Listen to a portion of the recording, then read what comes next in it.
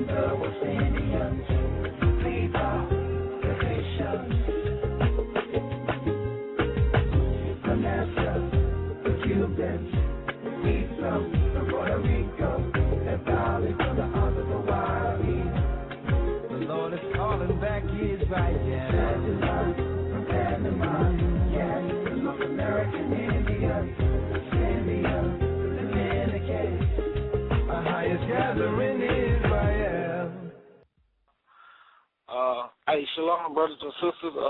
Tonight, we're waiting on Elder Ricard to be calling in. He's supposed to be calling in. He'll be going over some things as far as supposed to be interviewing somebody dealing with the Olympics in London. So he should be calling in shortly. So I just wanted to kind of keep you guys informed and let you know that the show is going on tonight. It's starting a little bit early.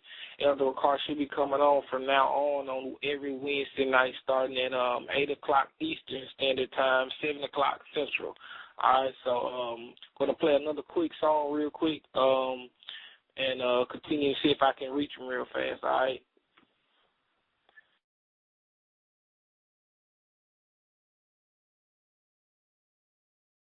This is for my people, the Hebrews. This is for my people, the Hebrews. This is for my people, the Hebrews. This is for my people, the Hebrews. Ain't waking up, though, ain't waking up. Ain't waking up, though, ain't waking up. Ain't waking up, though, ain't waking up. Empty me out there, fill me up. Kwame Sha'Allah said, Kwame Sha'Allah. Rise, O Israel, Kwame Sha'Allah.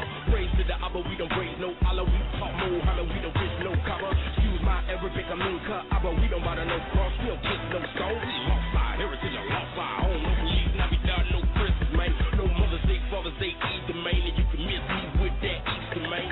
So go ahead, ask your preacher, man. About the doctrines that they teaching, man.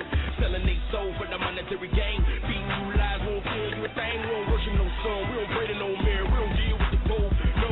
We just pray to a higher in the name of Yeshua. That's the way it's supposed to go. We don't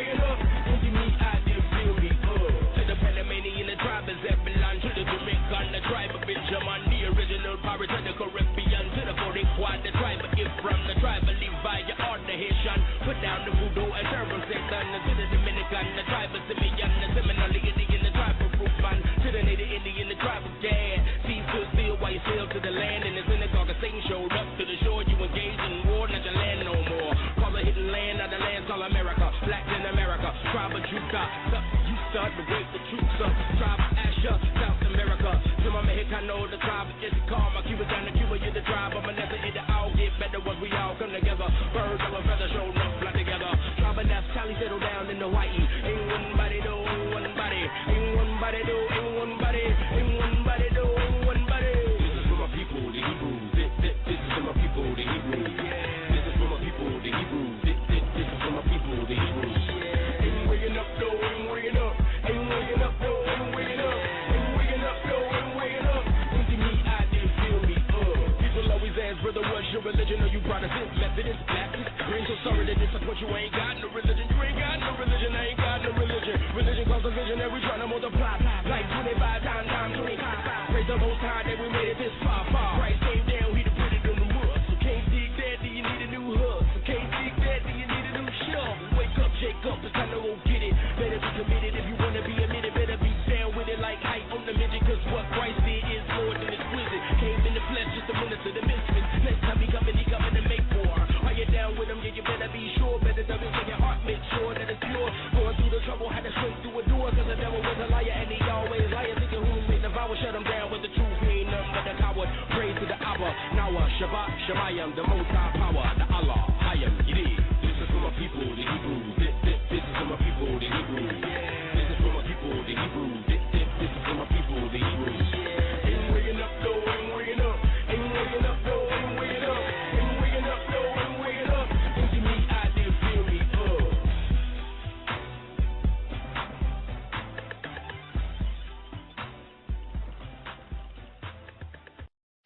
All right, shalom again, brothers and sisters, everybody on the line. So real quick, I did just speak with Elder Rakar, and he is still coming on. He said give him maybe about another few minutes, 10 minutes or so, and he should be on. So I just want to put that out there so brothers and sisters won't lose faith.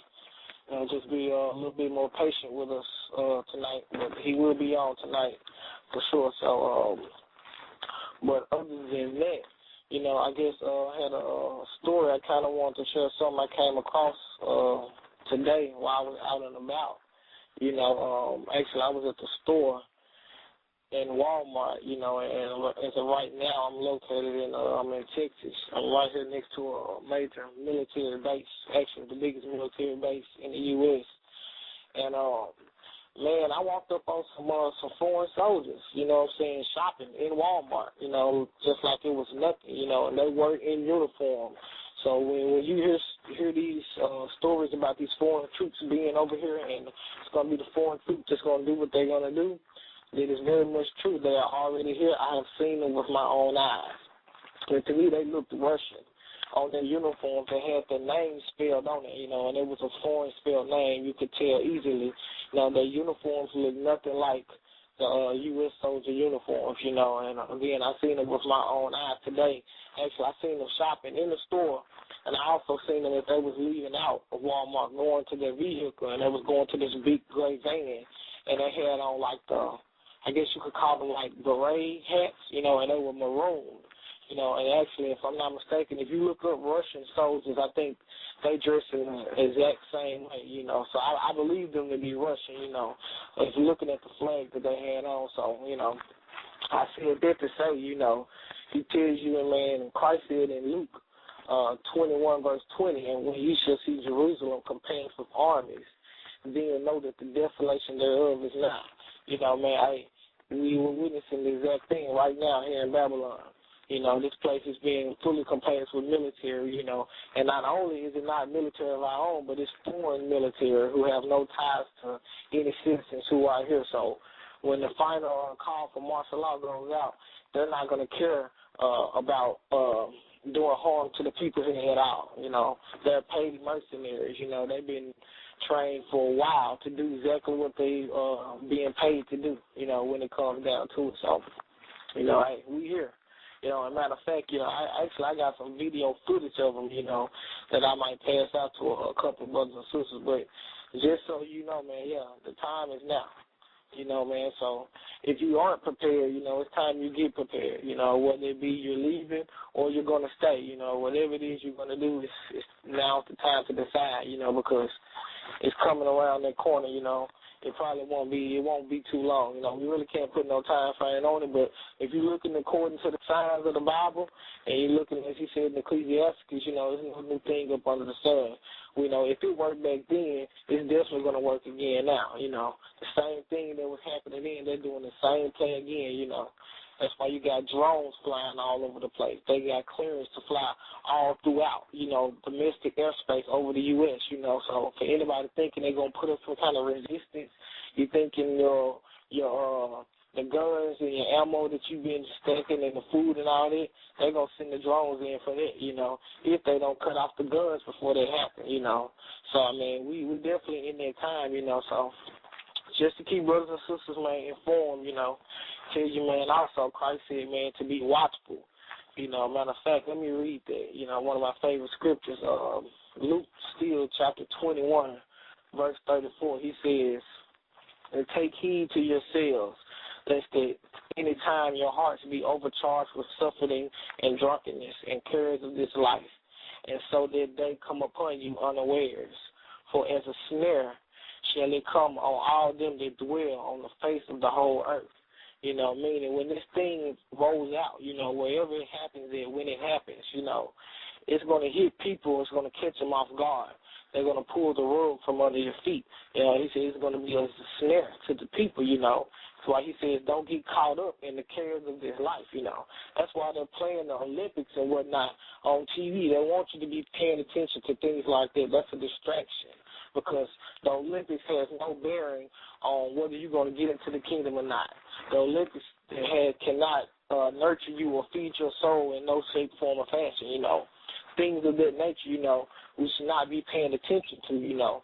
You know, we got to stay up on what's really going on in the world because, truth be told, you're not going to get the real news on the TV today. You know, you're not going to get the real news on the radio. It's to be had, but you're going to have to look and search for it. You know, you're going to have to be watchful. You know, you're going to have to be paying attention because those who aren't, man, they're the ones who are going to get hit the hardest because they're not expecting this thing to go the way it's going to go. You know, I talk to people all the time, man. They planning for tomorrow, you know, planning for a future, even here in Babylon, talking about they going to buy a house, you know, or I just bought this new car and I want to finish college and all of that, you know. Again, we can't say a time frame on anything, but I know that those type of things would not be in my mindset right now, you know, considering the way I see the world going, the steps I see this country taking, you know, the constant devaluing I'm looking at the currency in the U.S., you know, those type of things should not be in our mind, you know, especially not if you're paying attention to the signs in this Bible, you know, and you are waiting for Christ like we all should be doing, you know. So, again, let me see. Let's keep reading. I'm in Luke chapter 21, verse 36. He says, watch ye therefore and pray always, that ye may be accounted worthy to escape all these things that shall come to pass, and to stand before the Son of Man, you know. So Christ said we're supposed to be watching, you know, and praying always. That's our job. That comes with it. That's a responsibility, you know. You can't depend on the next man to do it for you, you know. Although in the church, man, we're going to do our best, you know, to keep brothers and sisters informed. But, hey, we don't catch everything, you know. It's a lot of stuff, man, that get by us that, man, if y'all are watching and aware, then y'all can put us on game as well, you know. Everybody has to do their part to make sure you're informed because sooner or later, this internet is not going to be here always, you know. Sooner or later, they might cut off communication. So then what? You know, what are you going to do then if you're dependent upon somebody else to tell you what to do or dependent upon somebody else for your information? You know, don't form your own link with the Most High, you know, and, man, just get ready and be prepared, you know. So it's the word I want to give out real quick. So Elder Carr should be joining us in a brief moment. All right, brothers and sisters, and we're back. So without further ado, I'm going to bring in Elder Carr and let him take it over from there. Let's see. Shalom, Elder Carr, you there? Shalom, brother. How are you? I'm doing well. Doing fine. Okay, so we can begin. I'm sorry, you know, we're trying to link this thing in internationally. I want to say shalom, all praises to Ahaya in the name of Yeshua, to all you brothers and sisters out there. And what we're going to try to do, Zariah, you're going to be able to help me go through some of the guests we have in here today, I suppose, right? Yes, sir. I got you. Okay, so you just stand on standby. You'll be able to pull them in, and there'll be no issue with that, correct? Correct. Okay, Brother Gahja over in the UK, Manchester, how are you doing this evening? I'm good, brother, man. All praises to the Most High. Gahja.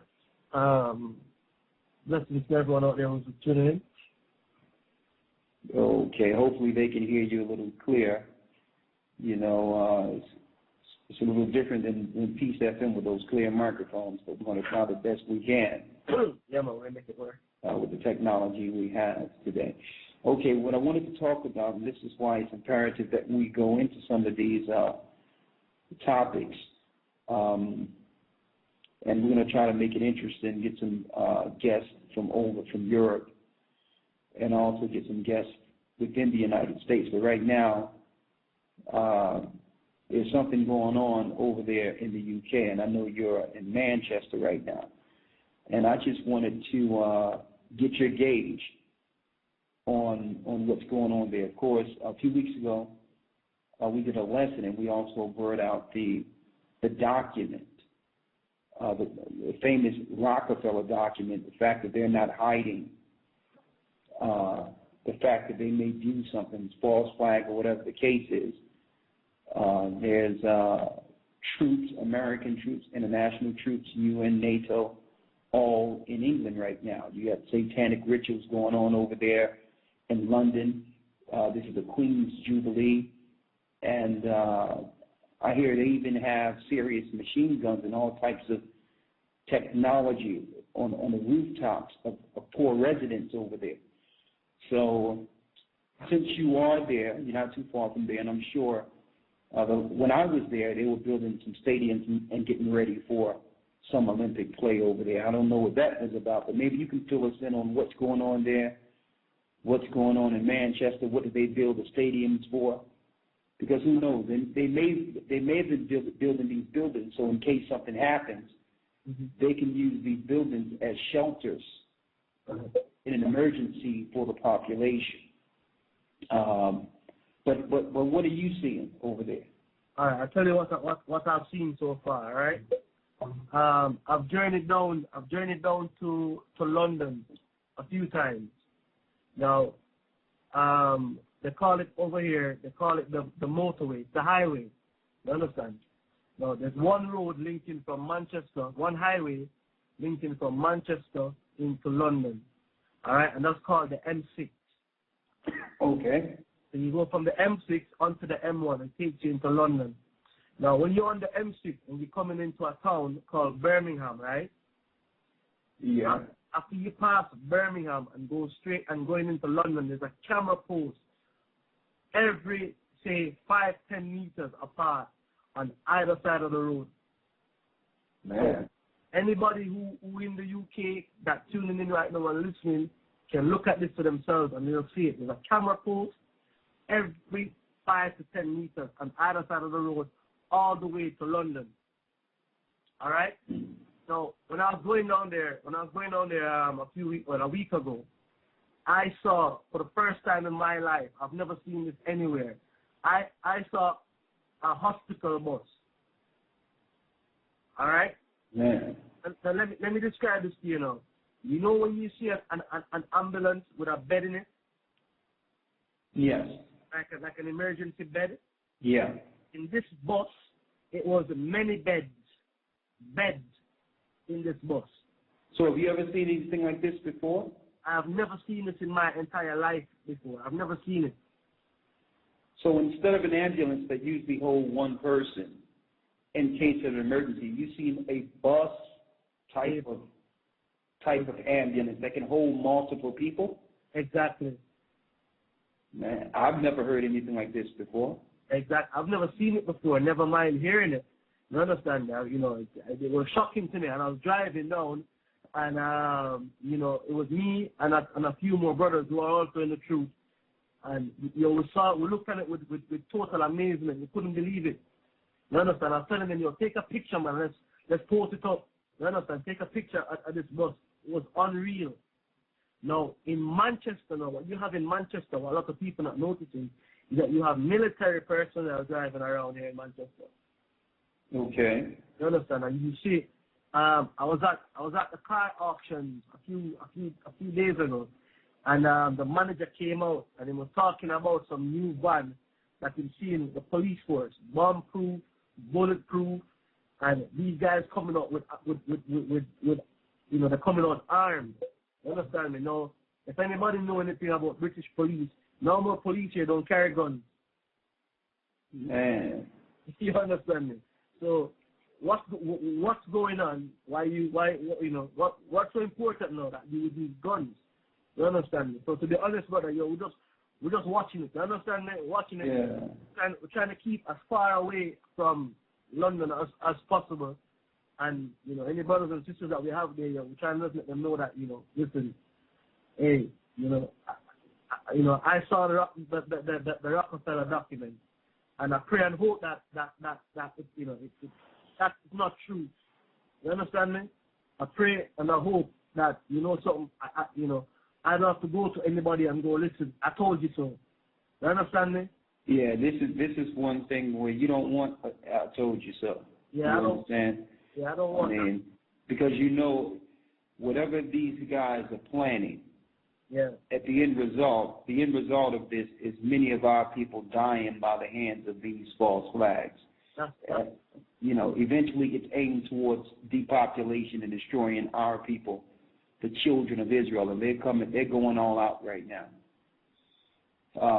But it's a shame that there's so many distractions out there with the games, that the people get so caught up into the fanfare of the games that they can't see the hand behind the curtain, the satanic implication.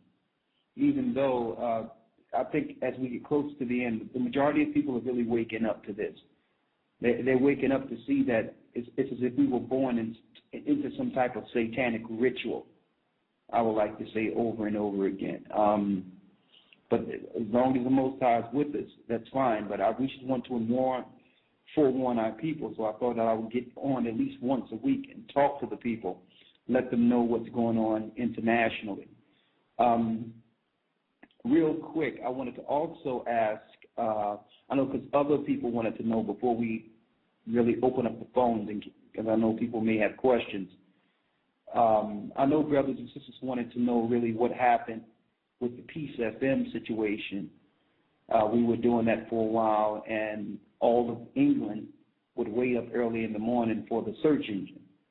Mm-hmm. And it became international. Of course, Brother Santi from the Netherlands made video clips of some of the shows, and through the Spirit of the Most High, a lot of them are circulating now. Mm-hmm. And, of course, there was some tension at the station based on the truth. And really what I found being there was that within Peace FM, they were actually pushing a agenda, a religious agenda against the truth from the bottom to the top of the whole organization. And it was more so government infiltration within the inner city opposed to helping, instead of helping the constituents or the people there, they were more so plant of the government, making sure the people stay in a what you would call zombie type state, if I could mention zombies these days. But before we get back into the Olympics thing, what was your take on what happened? It was a good run there at Peace FM, but what was your take on what happened there? All right, let me tell you. Let me tell you what happened at Peace FM. As long as you had brothers and sisters who were coming onto the radio, right, and talking, looking at it now, just talking for talk's sake, right? Yeah.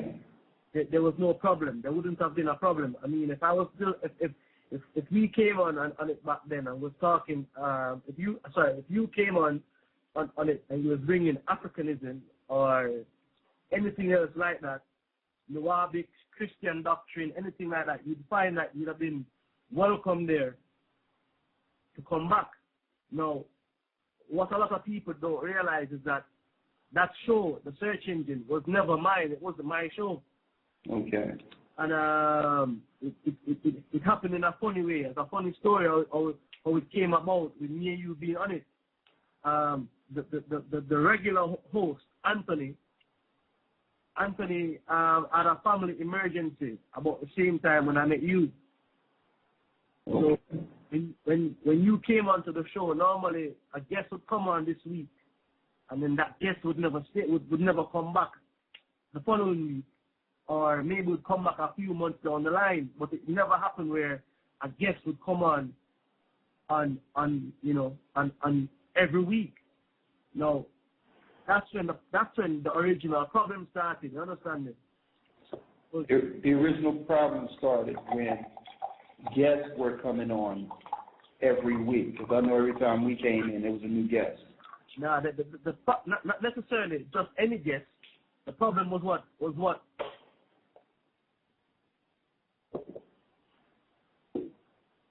Okay, I think you're cutting out there. Are you with me? Hold on, this is a Skype thing. Sometimes it's like this. Hold on one moment, brothers and sisters. I hope you all can hear me. Okay, are you still with me, brother? Because I see Gahja is out a little bit. Are you still with me? Yes, sir. Okay, great. Just wanted to make sure. Just going to wait and see if Gahja can come back. I think he was mentioning some of the issues that was at Peace FM. This is one of the reasons why we're going to do this international radio show once a week. So while he's coming in, let me say straight out that. So the agenda then turned off. Hey, Gahja, we didn't hear you for the last 3 minutes, believe it or not. Oh, yeah? Oh, yeah, you was out. So if you could recant everything that you were saying within the last couple of minutes. All right, then let me go back. Now, what I'm saying, let me say, let me pick it up back from the beginning. Okay. All right. Originally, the search engine was never my show. I was brought into the search engine as a co-host. To begin with, I'm just gonna give you a quick rundown on that. Okay. About the same time, though, when I met you, the original host of the search engine had a family emergency and had to leave the country. Now, normally the guest comes onto the radio show. One comes on 1 week, and that guest never comes back. Maybe, just maybe, that guest might be invited on again a few months later to either talk about the previous topic or to probably go into something new altogether. Now, when that started to happen, though, I remember 1 week we did a show with a guy talking that he was a Christian pastor coming in, and then his own philosophy got torn down. And then the week after that, it was Raymond Bell with Nuwabics. Now, when the Nuwabics got torn down that week, that's when I started to realize that a lot of Peace FM DJs and management were part of this Nuwabic doctrine. Okay, the Dr. York Nuwabic doctrine. For those who don't know what that is, the Dr. York Hebrew Islamic Islamic Hebrew, something like that. They call themselves Nuwabics. But go ahead. All right. So when that started, a lot of the DJs in Peace FM are affiliated with this doctrine. So that became a problem. Then what compounded the problem is that this brother Rakar kept coming every week. You understand? And every week it would be something new getting torn down. You understand me? Okay.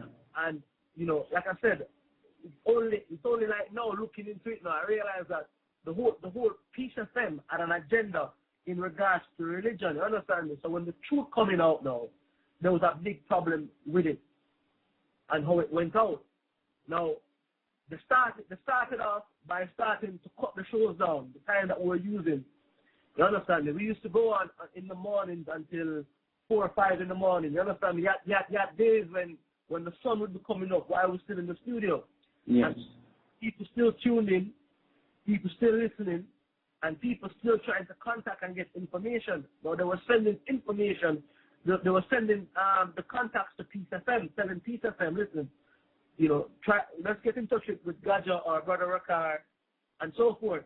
But Peace FM deliberately hid those messages and never put them out.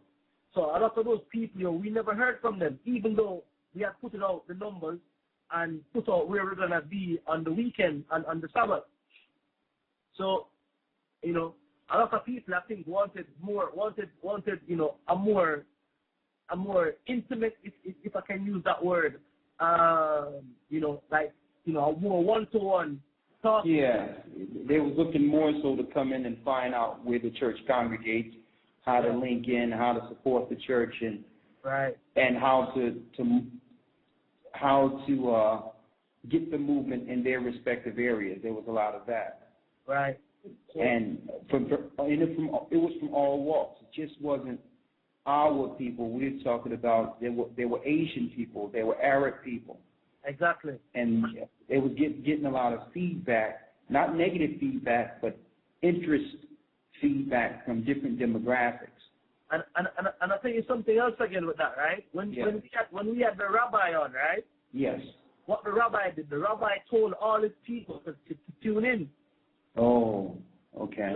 So even after the rabbi show, those people still tuned in because we could see the numbers that were coming in, and those numbers kept coming in every week. So the base was actually broadening beyond the community when the search engine was on. Exactly. So you would think that with all this viewership and interest coming to the radio show, that they would embrace this new truth that was changing everything. I mean, they were getting more than good ratings. So why would they not want the show to continue? Right. But that's when I said to you that the agenda came to play, and then I think the last show that we did. No, I don't know. The last one that we did was on Easter. The second to last one that we did on Common Purpose. On Common Purpose, yes. That was the one that put the nail in the coffin. You understand me? That was the straw that broke the camel back. They couldn't take it no more because the head of Peace FM is part of Common Purpose. And Common Purpose is actually a spy mechanism for government within the intercity. Right. It's like a small Masonic order in which you are initiated in to watch your neighbors for the government. Right. And we expose that. I wanted to bring this out because it's not just Peace FM. All these so-called black community radio stations are really plants for government, the majority of them. They have a protocol under government regulations that make you believe that it's part of the community, but the only people that are really benefiting from these radio stations are those that own them and who are in league with government. And they just use our plight or our downfall as a pitch to get finances and funding from government. They don't really care about healing the ills of our neighborhoods, because if the ills were healed, then there would be no need for them to pitch the government for a radio show. You understand? So they need poverty, they need drugs, they need talking points for the ghetto so that they can go get grants to help these ills. So they don't want things solved. The problem, and see, that's one thing I wanted to bring out within the radio show. Like, man, y'all not trying to bring people together. How is it you trying to bring people together when you got the same people within the radio show, and each person is following about 3 or 4 different religions? That's division in itself. Exactly. Exactly. So I just wanted to touch on that because a lot of people have asked what happened to that. A lot of brothers and sisters are looking forward to that. If you don't mind, we can spin back into what's going on with the Olympics, if you don't mind. And of course, the end half of this, I wanted to go into scripture base. I want to talk first before we go into scripture-based, of course, we're going to open up the phone lines and get a few calls in between. But what I wanted to say is that we also have been getting letters, and I thank the brothers and sisters who send letters on information or news that we may have overlooked. And there's a reoccurring theme with the powers that be. And when I speak of this, I'm talking about their spirit going back to this, what's going on with the Olympics and other areas. Their spirit of false flags. See, what they do is they create a scenario with a solution. And the example I can give you what happened in Louisiana, and I always use this as an example, how they blew the levees under the smoke screen of a so-called Katrina. And to this day, people call that disaster Katrina when the storm had nothing to do with what happened. But it's still called Katrina. The storm was a smoke screen for black water and black ops and foreign troops to go in and blow the levee so that the rich areas wouldn't flood. It flooded Ward 9, the whole ward where predominantly poor and black people were, people who were on low social status, on government social programs. They flooded out the whole area. And then the operation went in. FEMA kicked in. They controlled the cops who were trying to defend people were being killed and slaughtered by these black ops. There were internal wars. You had gangs running around trying to control the poor people. You had our people running for safety, trying to get to high and dry areas over bridges, and you had white neocons shooting them like target practice over bridges. You had military raping young girls, or would help them get to safety if they give the military and cops sexual favors. I mean, you had, you name it, it was going on there. They were going through the neighborhoods, disarming everyone. After that, for those who survived, they did another test by giving them tainted trailers to live in, which had formaldehyde and all types of disease infestations within the actual trailer. And they kept regular media out and controlled media in. I mean, Katrina was their experience, was their experiment, It's what we would call an event. Notice, and I don't know if anyone noticed this, every time they do something, they don't call it news. Listen to your news anchor. He'll say event. There's a difference between something that's organic compared to something that's controlled through government for a cause and effect. When they say event, that's exactly what it is. 911 was an event. What they're about to do, what just happened with the so-called Joker that drugged up Patsy, that they drugged up in Colorado, who probably had nothing to do with nothing. He was just drugged up and let loose somewhere. That was an event. And hopefully they don't have, like the 7/7 bombing in London. That was an event in which they were doing drills, the same drills that actually happened. And they framed three guys from Leeds over there, who thought that they were helping government by doing drills with the government to protect the areas from terrorism. So these are the events now. I mean, everyone is looking for this thing to happen. It was in the Rockefeller papers in March of 2010, and they said in the papers that how many thousand died? I think they said 13,000. And in 13, it was the number for them. 13,000 died in their papers. And these papers that they drew up was before the Olympics. Then you have a series that was on in the UK called Spooks Code 9, in which the bomb goes off in a football stadium in London. Okay, so I'm not saying anything is going to happen. I hope nothing is going to happen, but they have to do something to make a pretext to go to war with Iran. And they're going to need a big false flag for this one. Okay, and who knows? Maybe this is what they're going to do and blame on Iran. I hope it don't happen. But if not here, if it's not in England, if it's not in London, they will do a false flag and blame it on Iran soon, because the Scripture tells us that the impending battle will be when they bring Gog and Magog into the war, which we know is the Japhetic people, which are the Asian people. And Iran is not Arabics. They're not Arabics. They are Asians, the Iranians. They are Persians. They are brothers of the Chinese, okay? So I wanted to put that out there for the brothers and sisters.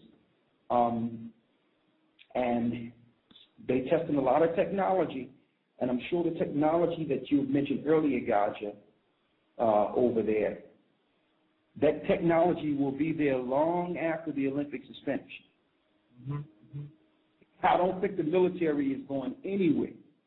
Mm-hmm. They're using the Olympics as a pretext to bring forth the troops and get the people used to the troops, so that, you know, when the Olympics is over, the troops are already set. There's checkpoints all over America. There's drones, 30,000 drones over America. I mean, just 4 months ago, they ordered 5,000 drones for the UK. So I just want to know, what was your take? Are the people waking up over there? As far as you can see, if you gauge in the people, are they just going about their life like everything is normal? You know what, brother? There is an awakening going on here.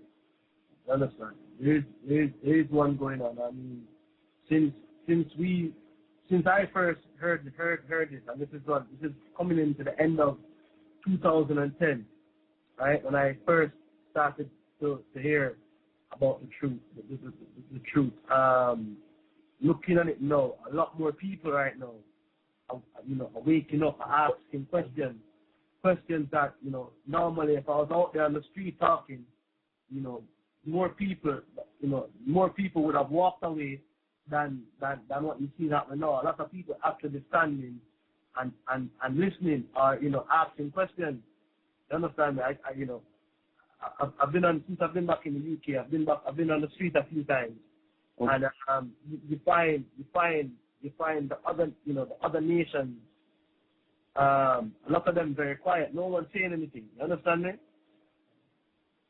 But if I mean, I remember when I just started to say, well, I'm an Israelite, people would look at me crazy, like I'm crazy. But no, it's like nobody not really looking at me like that. You understand? Yeah. And you find a lot more brothers and sisters coming and asking questions. Just like us, we still find our brothers and sisters coming against us, but I see a lot more asking questions, waking up, actually knowing that something is up, something is definitely wrong, but we just don't know what it is. You understand me? Yeah. So in terms of that, yes, there is an awakening here. People are waking up. I mean, if the radio show that we did a year ago, 2 years ago, if it was now, if we were doing it in the now, I think we would have a different response to it now than we had then, meaning that we'd have more people coming out. More people would actually, step up. And the thing about it as well is that a lot of things that you brought out back then, a lot of people have seen it happen now. Okay. You understand me? So, people asking the questions, you understand me? I was on radio again. I've been on radio twice since I've been back. I was on Mark McKenzie's show as well. I've been on this show twice, and the feedback I get the minute I go on, it's different. It's something different. The text lines start going, the phone lines start going. So people are waking up. Yeah. But waking up to what? You understand me? Exactly. People are tired of hearing the same old thing. So when truth tears, truth goes between bone and marrow. I'll say this, I know you were thinking about going into London within the next couple of days or a couple of weeks. Yeah. And I'm going to say, if that's the choice you make right now with some brothers and sisters, some baptized brothers and sisters over there, then make it, to link in with the brothers and sisters that are there already. And whatever you got to do it quick and get out. Okay. Yeah, man, definitely. Move to the people that you need to make your move with, and be as effective as you can, and let the Spirit go with you. Now, I think there's probably some people on the line that probably want to ask you guys some questions here. So before I go into anything as far as going, because, everyone know what I believe, what I stand for, what the Scriptures say. You know what I mean? So I didn't just want this just to start off with just me browbeating what's going on. I just wanted this to be an introduction that we're going to be doing the radio show on a weekly basis. We're going to try to get some guy you were talking about. His name is Reverend from the Rainbow Cathedral, the gay pastor or whatever the case is. Try to find out what's going on with him. Yeah, it's called Reverend Robert Griffin, I think it is. Reverend Robert Griffin, yeah. Yeah, that's the one. Exactly. So this, and the gay movement is being moved on a whole nother level, in which society is being bombarded with this homosexual thing, as if someone is trying to stop them from being homosexual. I'll tell you something as well, brother. Let me add something to that. In Jamaica, right? Yeah. I must have told them. They told them, listen, if you don't get rid of the laws on boogery, right? Yeah. We're not gonna fund you. The UK told Jamaica that. If they don't get rid of, if they don't back the laws of homosexuality. Yeah, if they don't remove the law in Jamaica. Homosexuality is a crime. You understand me? Boogery law still stand there. You understand me? You can go jail. You can go jail for being a homosexual in Jamaica. I want to do maybe we need to do a show on this. Maybe when the gay pastor come on, we can talk about it. But what you know, and I mentioned this in class, is that lawlessness affects us more than it does the other nations, being that the law, statutes, and commandments were given to us. Yes.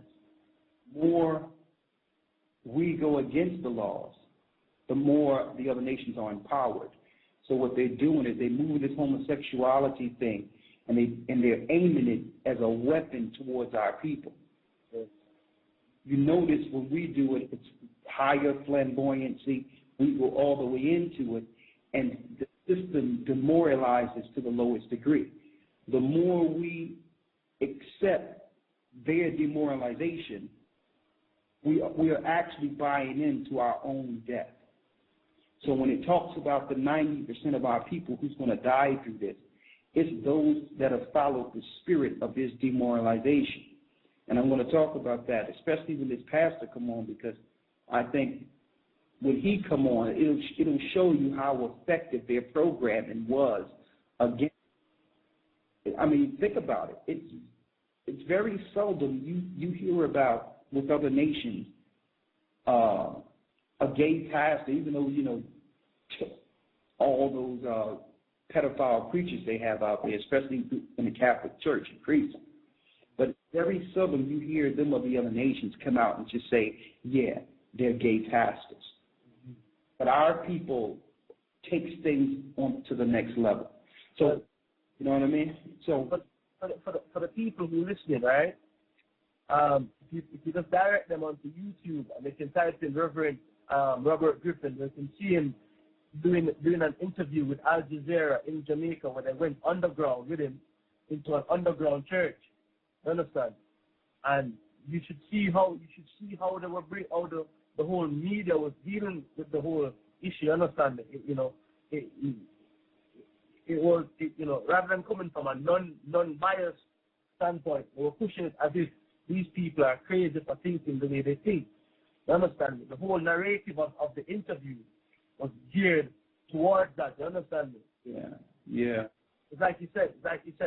When things are unlawful, it affects us differently. Yeah. So when they come and say, well, Jamaicans are homophobic. Nah, Jamaicans are just natural. You understand me? When like when something is wrong, it's just wrong. It doesn't feel right. It don't look right. At home. Okay. The world should be against. I mean, if someone is trying to rob you, what you think? What? Because you don't like thieves? It's utterly ridiculous. Because you don't want someone to steal something from you, and you hate that particular sin, that makes you bad. You can put that in, I mean, they're going to come out with homo murderer phobia or murder phobia. You don't want us to kill you, so, we need to stop you. We need to label you a murder phobia. It's ridiculous. So we have a few people before we go into the next line of the show. Maybe a few questions have to be asked. We can have it be open-end. And are you with me, brother? Yes, I can hear you. Okay. We got a main brother on the other side that's helping us out with this. I'm here. And what we have is we got a couple of people who called in, but I think they hit the button by accident. Because when I talked with them, they said they didn't have any questions. They were just listening in. So as of right now, we don't have any callers who are just ready with any other questions as of right now. So you're clear to go ahead if you want. Okay, well, that's fine. Well, I see that there's something different here. I noticed that on the radio, on Blog Talk, they have a little chat room in here now, right? Mm-hmm. Something I haven't seen before. So if someone has some questions, they could actually put them in the chat. Yes, sir. Yes, sir. It's like an extra room to where they won't be hearing what's on the radio, and those on the radio won't hear them at all either. So, but it looks like we got a brother Xavier who just hit the button to come in. Brother Xavier out of Las Vegas, I believe. I think he has a question for you, so I can bring him in if you want. Okay, that's fine. All right, let me bring the brother in. Shalom, brother Xavier. You there? Hey, shalom. Shalom, brother. How you doing? Pretty good. I know you talking about homosexuality, and my question was, surrounding when it enters into the community, what's the first effects of homosexuality in, just a community period? Like, how does it begin to take down that community? Because I noticed how they first introduce it into a society. There's effects from it, and I'm just curious. Okay, well, usually it's a patient methodical. It's patient and methodical. It doesn't seem as if it's evasive or invasive, at first. Usually what happens is, and you have to understand, this stuff is very meticulous how they do it. You notice that in the UK, they have what you would call council housing. All right? Council housing is similar to what we would call in the United States public or social housing, like welfare housing or Section 8 housing, where there's a certain demographic of people who are living cheaply in housing that's provided for by government. You with me? Yeah, I'm here. It works is they know the demographic of people they're putting in these areas, especially our people, poor people. All right? And this happened right after the civil rights movement, in which they separated everything and empowered the woman to some degree, and started pushing separatism amongst us because the strength of us together was too powerful for the status quo. And then they started giving cheap housing where, at that point, where the man was just an afterthought based on the new structuring program. And now we had what they needed. They had the woman live They had the man not needed, and now they can work on the next generations. So in those neighborhoods, they had certain demographics of people that would be approved. Now what happened was, slowly but surely, you would have on a 1-block radius or between a 4-block radius, they would put in a known gay person. It would just be one person. Everyone in the neighborhood knew they were gay, but you stayed away from them. Or I wouldn't say the word gay because gay used to mean happy back in the day. They knew these people who were sodomites and had a propensity to deal with same sex. They had to introduce it into society slowly. So what they did was they would interview the people, and certain demographic per percentages of neighborhoods would be placed in their social neighborhoods. And through this, they would have, you'd have girls going in, and they were put there to target someone in the area and influence someone in the area, and it would slowly spread. On top of that, they did the same thing in schools. Slowly but surely, they began to hire them in power social roles. They became caseworkers, people who would influence children and have power over family and authority. They started giving them positions as teachers. They started giving them positions, known positions, as principals and people of authority to influence society to accept their behavior. And and then on the same time, they was working on the political side, starting with San Francisco, passing certain laws through San Francisco, using San Francisco as the homosexual mecca, so that now other states can look at San Francisco as an example of what you would call gay tolerance, and started moving that same program from state to state.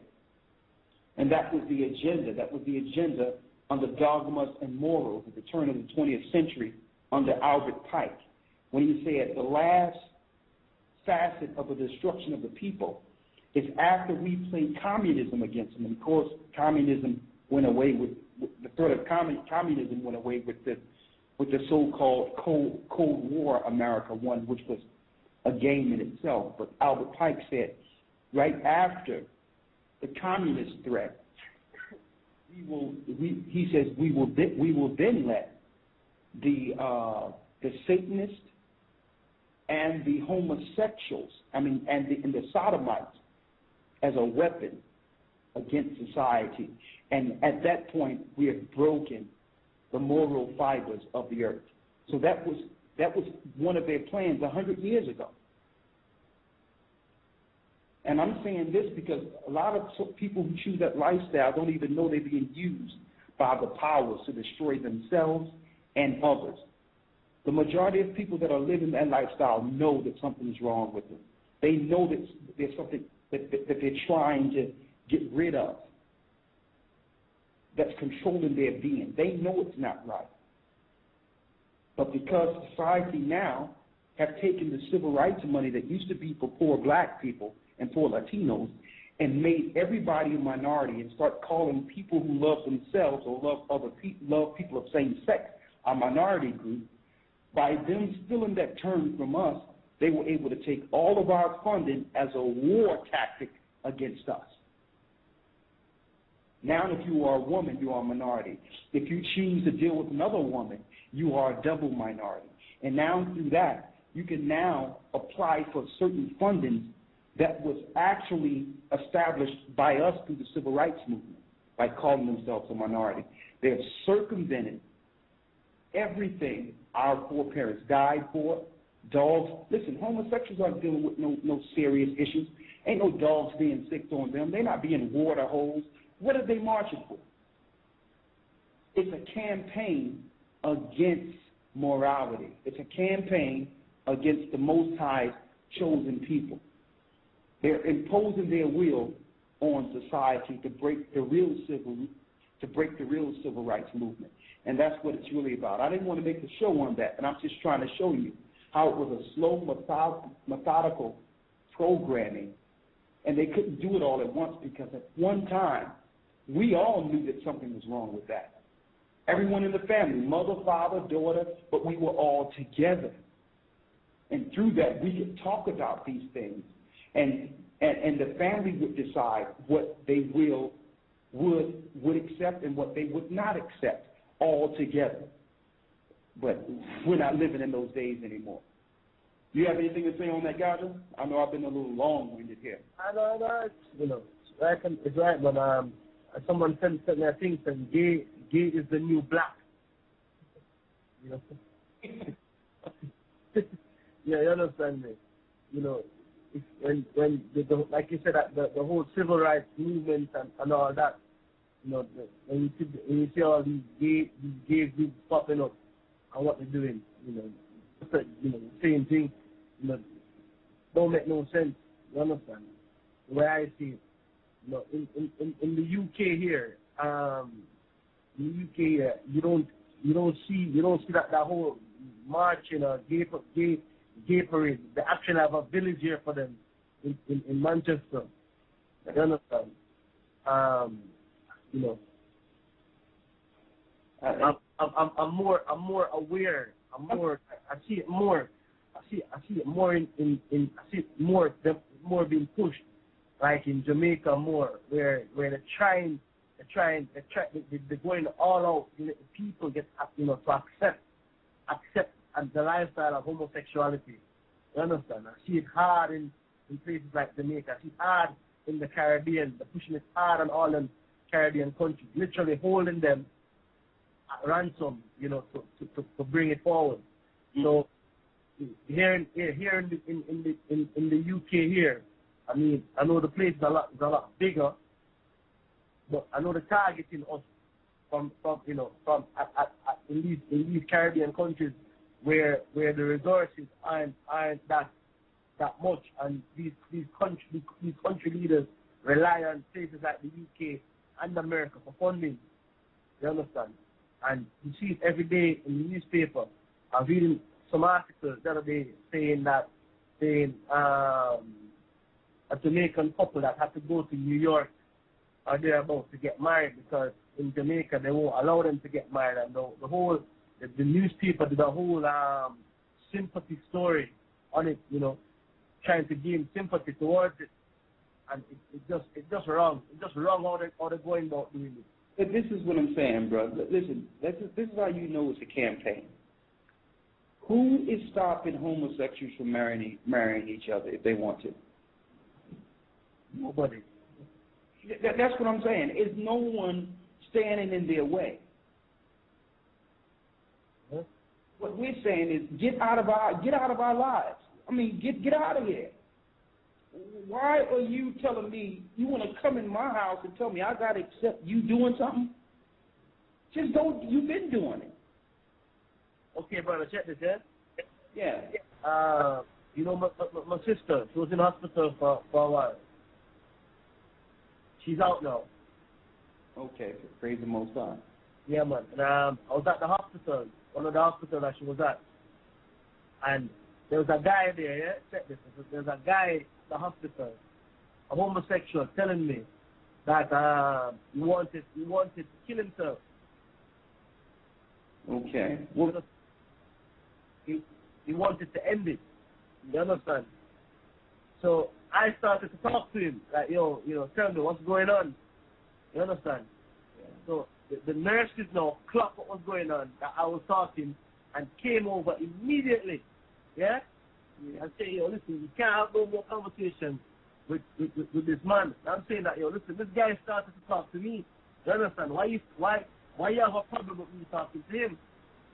You understand? Well, he's sick. He's not right. And I'm like, well, you know, what's wrong with him? He's telling me he wants to kill himself because he has a problem. You understand? You know? The problem is society is forcing them to uphold a demon that they're fighting with all their life due to some type of pedophilia or some type of molestation. A lot of them, certain things have been imposed on them as children, damaged, And now in society, now they're trying to fight to get that out. And society is telling them, no, accept it, embrace it. That's you. They deal with this struggle, and that's why there's so many homosexuals killing themselves. Yeah. And you know what? I was saying to this guy, listen. That's why that's why I wanted to add just a little bit to where I think the main thing that when they impose homosexuality into a community, emotions, or not emotions, but judgments, and emotions, a lot of stuff get cut short because communication stops, and instead of, you know how the Bible says you're supposed to put a homosexual to death, so they unleash these spirits as long as that person is living, because now, you know, children look at it as a certain way. They can't figure out what's going on. And then you got adults who've never seen it before and afraid to communicate to that person it's the wrong way to operate. So I think one thing that where it does affect the community is communications, because people don't know how to take care of the issue, or people don't know how to take care of the problem. So it's more like it's a takedown on how to communicate with a neighbor, should I say? You know what I'm saying? See, but it's kind of tough because based on the campaigning that's established within that type of community, like we have to reach out to brothers and sisters and let them know that what they are and their choices they're making, they're being used as a weapon to destroy themselves. They don't see that part of it. They don't see the part that if everyone decided to deal with themselves, if a man decided to stay with a man and a woman decided to stay with a woman, that would actually depopulate and cut off the creation and how great the Most High made us. There's no homosexual in this earth came to this earth that's living right now that didn't come through a male and female intercourse. So what are they going to say? The way they came was incorrect? So I don't think publicly that there's a dissenting voice against what's going on, and that was meticulous through the 501c3s, in which now churches cannot actually talk to these children that are choosing these lifestyles based on the fact that they are now turned to minors. And if you against them, it's a hate act. It ain't a health or love act. Telling them. That's exactly what I mean. That's exactly what I mean, where it's say, like, you know, they cut off communication instead of, like, you know, you need to exile that person. They need to go furthest away from the community because of what happens to when they begins to break down, you know, families and friends. Go ahead. I don't think it should be an exile. I don't think it should be a thing where they're told they're less than anybody else, and the Bible says that, as we shouldn't do that for any sin. I think that churches, regardless of their agreement with government, need to speak to truth. And I think the silence of the church and the silence of people who know better according to scriptures is more to attribute to this than what, because their campaign within the media is relentless. They're not going to stop their campaign.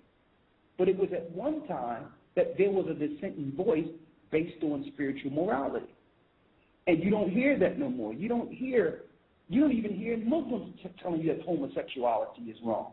You don't hear Christians saying it outright all together in a unified voice that homosexuality is wrong.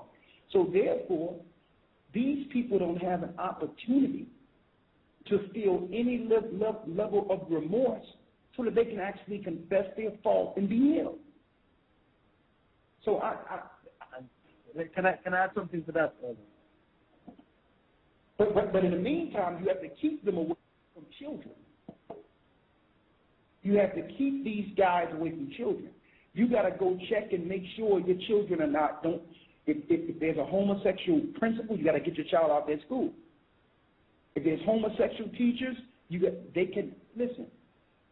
You should not have a homosexual authority over your children no more than you would let them come to your house and babysit your children. And that's just the reality of it. You got the power to keep these people away from your children. Go ahead. What you were saying? What you were saying, guys? Oh, yeah. Can you hear me? The signal keeps to be going in and out of this here. Yeah, I got you. Go ahead. Yeah, no, what I was saying is that, you know, when I was at the hospital talking to this brother, I was saying to him, I was saying, listen, brother, you know, there's help. You can get help. You know, you don't need to kill yourself. And this was a conversation that the nurses picked up on what I was saying. And I said, listen, you know, you can put down what you're doing and come to the Most High. He will forgive you, you know, so to speak, saying, you know, you can put down homosexuality. Now, here the crazy part now. This guy never said to me that he was happy with what he was doing. Are you there? Yes. Yeah, this guy never, you know, normally you don't go, no, well, I don't see anything wrong with me, or nothing like that. This guy never said that. This guy was like, okay, let me hear what you have to say.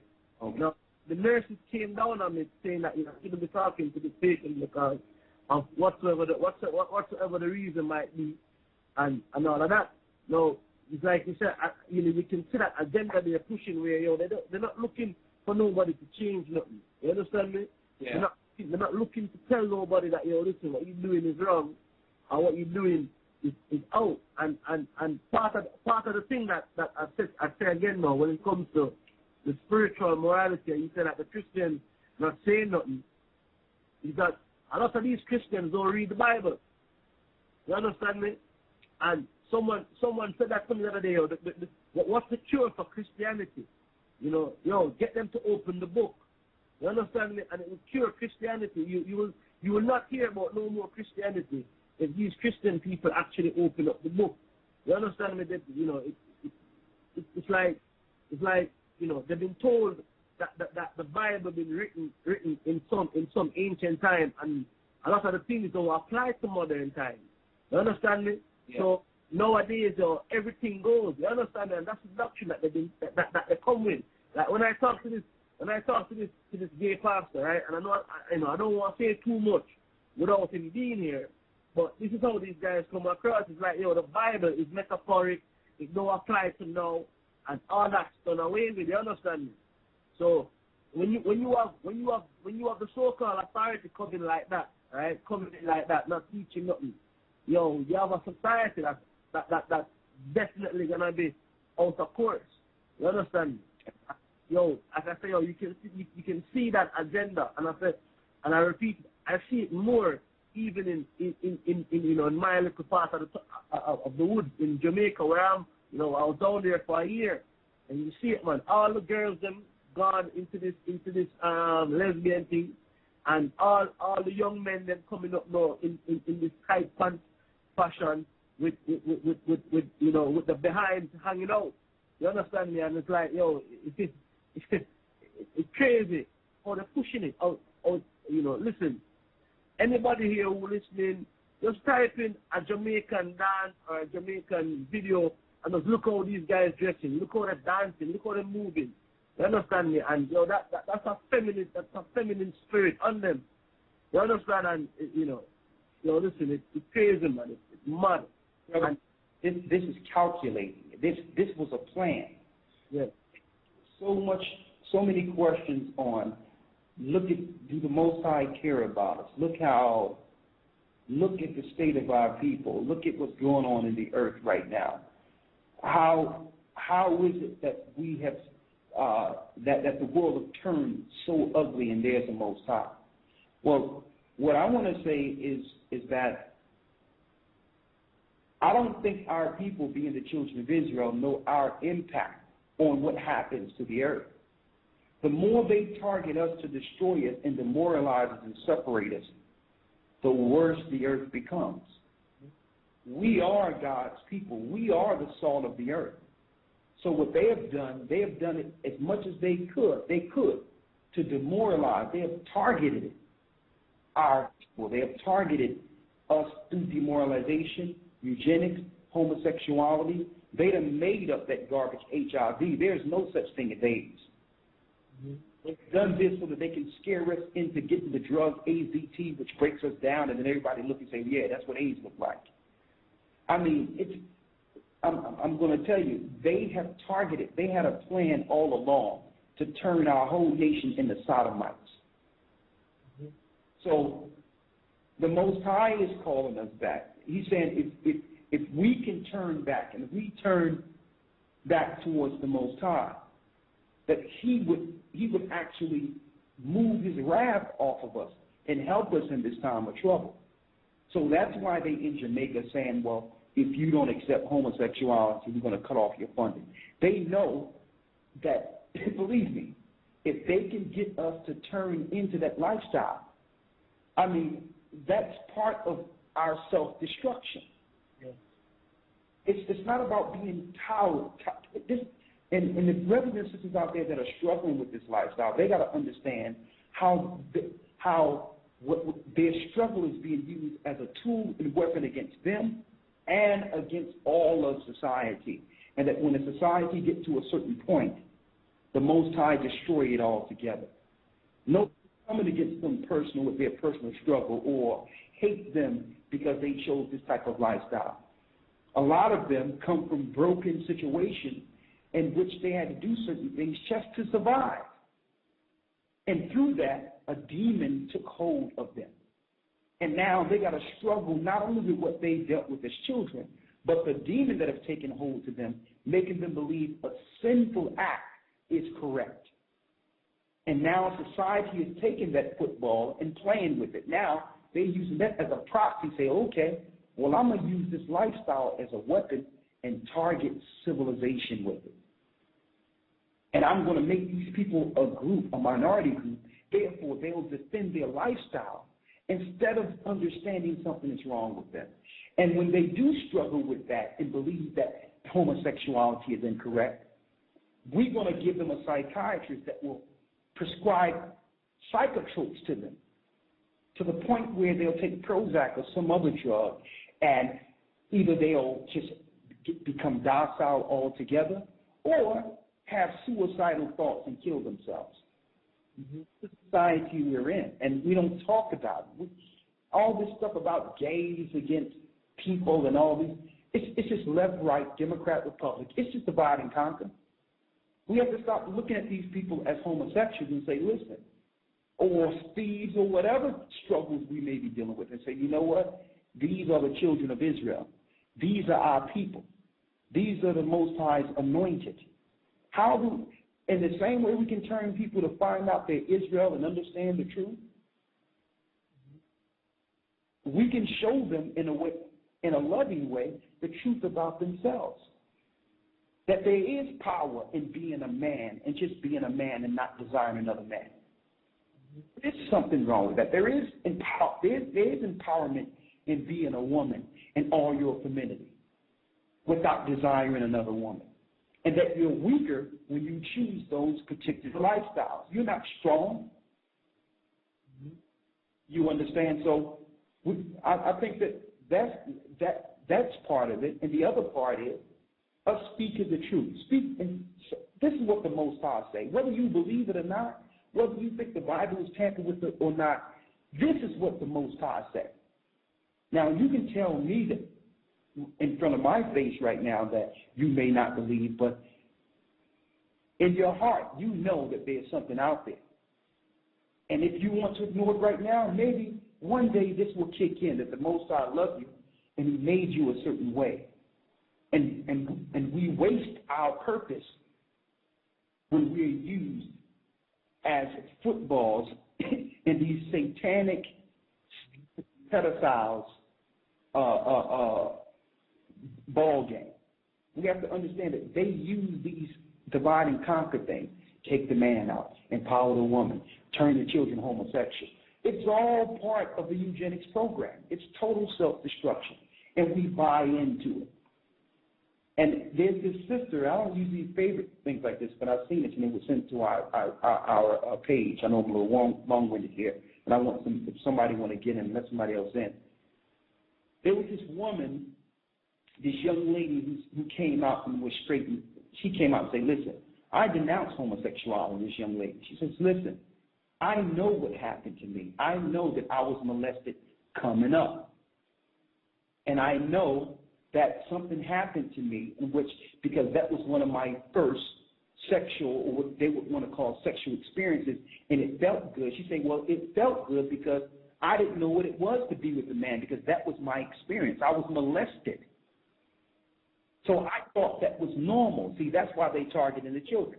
She said, when I came of age and started realizing and looking at the women of old and how great they were with their families and how they grew and they matured their daughters and how strong it was to be with a man, I realized that's a part of my life I'm going to miss. So, but the key thing is, she said, listen, I know when it happened to me. Most people don't want to talk about it. They try to hide it with their clothing or makeup or whatever the case is, or their lifestyle, but it was at a point when that demon came in. And it's usually, and that's why I say keep them away from your children.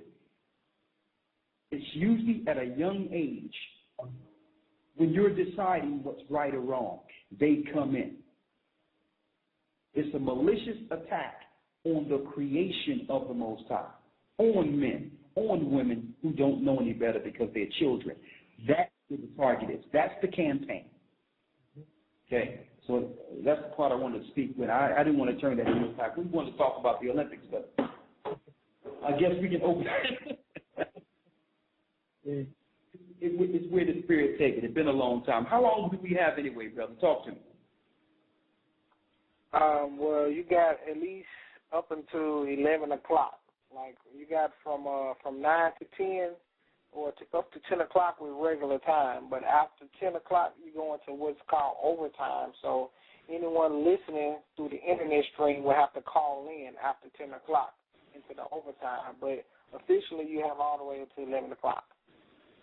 Okay. Do we have anyone else that's trying to come in and ask questions or whatever the case is? Yes, sir. We got a brother Ben. He has a comment on, I think, homosexuality. And bring him in. Oh. Hey, shalom, y'all. Shalom, Elder Ricard. Shalom. Hello. Come on, talk. Hey, shalom. Yeah, I just wanted to tell y'all, I'm down here in Syracuse, and there's a lot of homosexuals out here. There's a couple that live right next to me.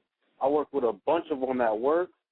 And one of my brothers said they got an all-lesbian church down here in Syracuse, too. We're not sure where it's located at, but it's down here in Syracuse. So they really multiplying, you know. And, you know, they take on a certain spirit because once they start fighting, they take on that feminine spirit, you know. They don't fight like a guy no more.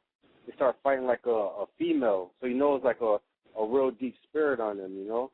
So yeah, there's a lot of homosexuals out here, you know, and they really multiplying. I haven't been able to witness two guys, and neither do I want to witness two guys fighting. Yep. And yeah, the Most High showed me something a couple of days ago. 'Cause you know how the whole world was wicked back then, and you know how the Most High, you know, destroyed the world with water. So if the world was wicked, the Most High the world had to be baptized with water. And now the Most High, you know, now he's bringing that the baptism of fire. So the world is wicked again, so that's why Christ, you know, come back with fire. For the world, you know, got to be pure again, you know. So yeah, I just wanted to tell y'all that, and, you know, shalom, you know, and God bless. Right on. Keep it going, brother. And if you can, just for visual purposes, to bring some of this forth. If you go down there and find that all lesbian church and take your camera in there and just don't attack anyone, just say, listen, I just want to hear your ideas, what you feel. You know, give us some information on your movement and ask them would they would like to come and discuss their movement. Here's the forum. They can come on and talk about it. Right. All right. Word. Yep. All right. Cool. All right. Shalom, y'all. Have a good one. Shalom. All right. Right. Elder Ricardo, do you want to take some more people on the line? Come on, let them in. It's been a while since you've been on this. We got Brother Kazar. He has a comment. Let's bring him in. Shalom, Brother Kazar. You on the air? Oh, shalom, Elder Ricardo, and Barak Athan to everybody that's listening and the family. Shalom, Barak Athan. Man, praises to the Most High. I've been able to see things on a corporate scale. They had me working during that gay month. They assigned the gay celebration month in June, and I got to see how National Grid was able to be one of those corporate structures to be like the catalyst for this movement, because they have a meeting once a year where they have their head or CEOs or their directors of the company that come from London over to their New York location in downtown Brooklyn. And for this one particular day, the Most High had me assigned to that particular meeting just for that particular day. And I was just going around the structure and just looking around the lobby and the facility and stuff, and I got to notice this campaign advertisement that National Grid had in their lobby, and it was a campaign movement that was kind of like, it looked like advertising as if it was like a new civil rights type movement, because what they did was they incorporated through like the rainbow graphics, as if you will, with the gay pride movement, all nations and creeds, and saying that gay rights was a freedom movement, and this is how their approach was in the advertisement. I took pictures of it and everything, and I just found it real particular at the time how they was capitalizing on it. So I just wanted to bring that to your attention if you was familiar with it. You still have those pictures? Yeah, I do. I have them in my cell phone. Okay, do me a favor. Send some of those pictures. Just say you called. Just send some of those pictures to Gathering as One at AOL.com. Okay. Say this too before you go off real quick. Mm-hmm. I'm gonna tell you. I got all the way. What was the foundation that Jesse Jackson got all his funding through? What was the foundation? The foundation? I'm gonna take a guess. National Grid? No, it was the Rainbow Coalition. Oh, wow. And it was a representation of the homosexual emblem. Wow. The rainbow. So they already had this in place for homosexuals to hijack the civil rights movement way back then. And another thing I want to say, they put these people in different facets, and I'm not talking about our people. It starts off with them acting out. You notice in the fashion world, there's fashion, the clothing, and you have Christian Dior and all these other guys. What's the other guy that got killed? Versace, yeah. Sodomite. And here's our people just bragging about Versace. Right? Right. How is it that you can wear clothes that was designed by a homosexual? And that tells you right there, eventually you're going to be wearing tight pants. You're going to be wearing flamboyant clothes. You're going to look like homosexuals. How can they go to the fashion world? Not for nothing. I don't want to hold you, but I also did security for Levi's. I did security there for about 2 years, and I got to see hands-on their hiring process and how they would cater to those type of individuals and hire them also as stylist individuals. And they will overlook. Go ahead.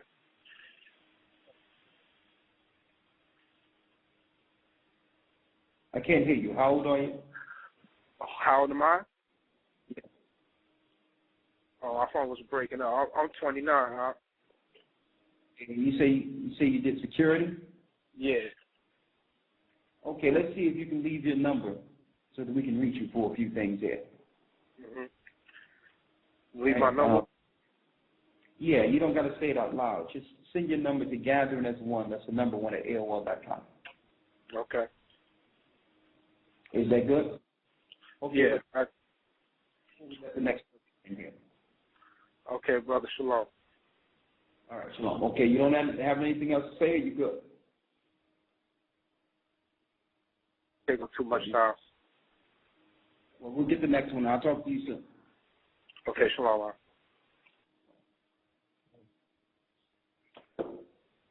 All right, next up we have Brother Greg calling in with a question. Okay. Shalom, Brother Greg. Shalom, Brother Bakar. Shalom. Can you hear me? How you doing?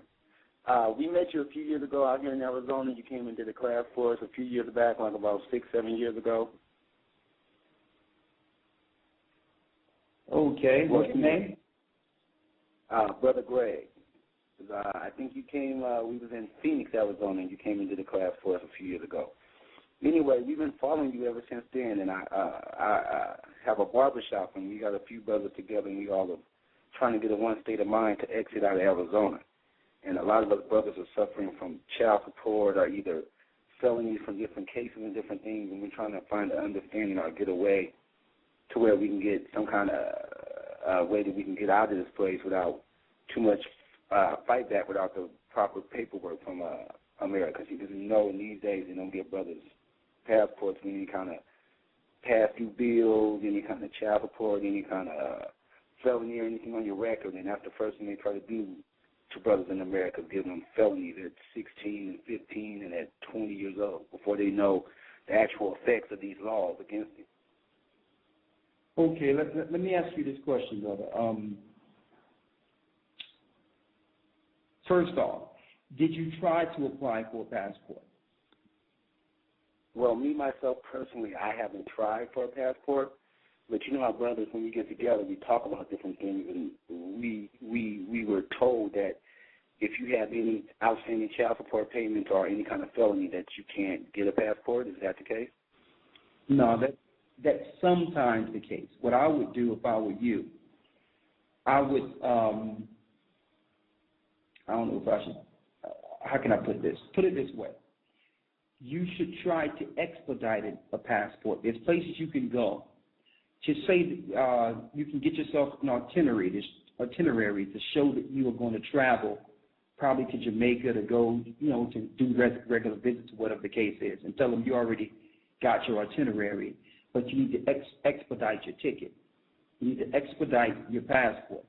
Now, this is how you expedite, okay? What you would do is they set you up an appointment. You would bring your regular application for cases, and you will pay your money, and you will have your passport. It costs extra to expedite, but you will have your passport within 24 hours. If you do it this way, you can more so forego the investigations, the investigative part of you doing it. If you send it in regularly, it'll go through the regular process. But if you pay an extra $150 and expedite, then they'll expedite it because you're paying the extra money. But some of the details they go into will be less invasive. Oh, okay, excellent. Because we were talking to a couple of people, and we were thinking about going through South America, almost through Mexico, and like going there and relinquishing your citizenship and seeing would that be a possible way to do it also. Well, my issue with that, brother, is that a lot of people are looking into these other measures, and they haven't even been turned down. They don't even know if they can do it. I've had people who told me with different issues, and they went and applied and got their passport with no issue. At least if you apply and try to expedite, you'll know where you stand. You'd rather do it that way and be turned down. At least they'll tell you what you need to do to get that stuff off of you if there's something on you. Exactly. So, do you Do you actually think we have enough time to actually go that route? Do you think there's enough time standing? Because the Spirit has really been pushing us that, time is really coming short with these borders in America. I'll tell you what. In a way, there's a blessing in your location based on the fact that you're near some mountains. Also, ways that you can probably get out of there and get into Mexico with no issue. You understand? In case of an emergency. You are in a better place than some others. I'll tell you that. It's just dealing with your water reserve and getting through the desert. And if you get with a lot of those Mexicans, they know how to do that in an emergency situation. All right? And that's an emergency. Now, the other piece, the other piece you got to deal with here, brother, is the fact that,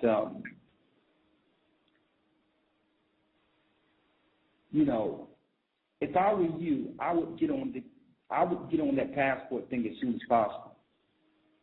And there's ways that things can happen, but I can't discuss it here over the phone. So if you can, I think I do remember you now, brother. So if you can, please send it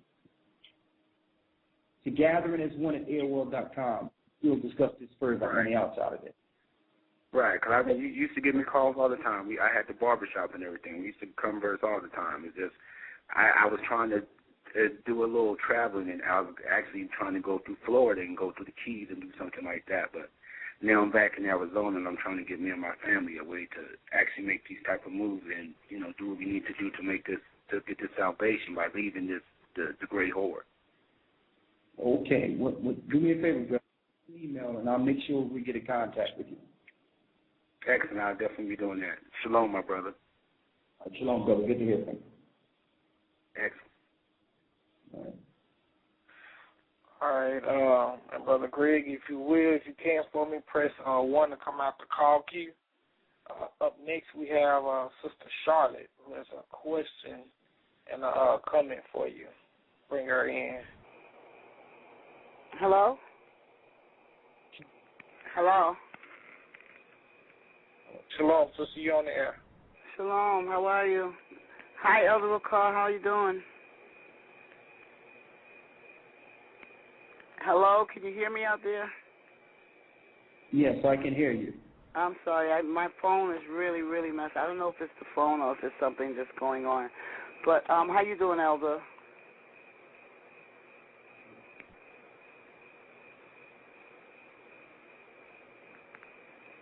Hello? Yes, I'm here. Can you hear? Yeah, it's really low. But yes, I have a question about Israel, about the Israelites. Are their punishments worse than the Gentiles because of their iniquities? It's obviously so.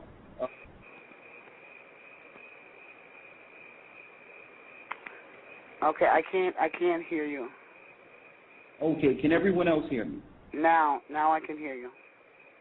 Okay, can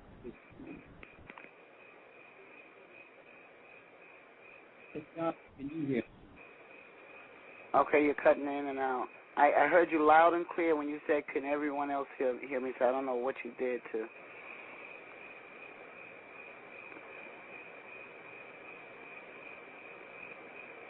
Okay, now I hear nothing. Okay, can everyone else hear me? Now I can hear you again. Elder Ricard. Hold on a second. It's like, hold on. Okay. Sister Charlotte, ask your question, and I'll place you back on mute because you have a lot of background noise, so you're not able to hear Elder Ricard. Okay. I'm going to go into a quieter room because I'm outside and you probably hear a lot of crickets and things. Yeah, that's the issue. Can't hear. Yeah, let me get to it. I'm going to go to a quiet room right now.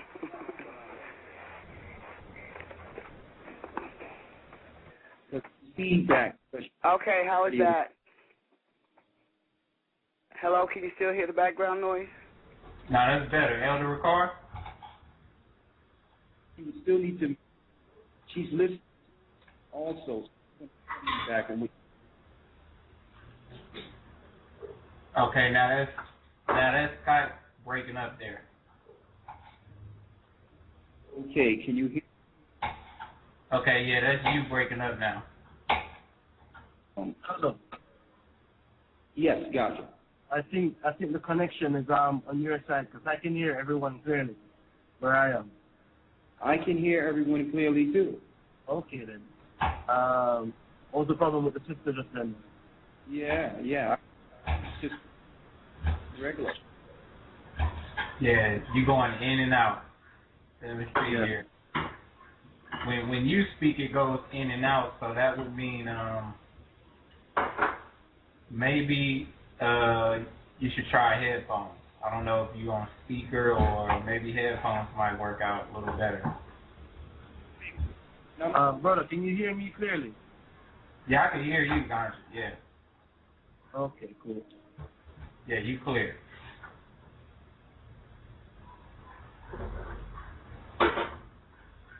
Yep.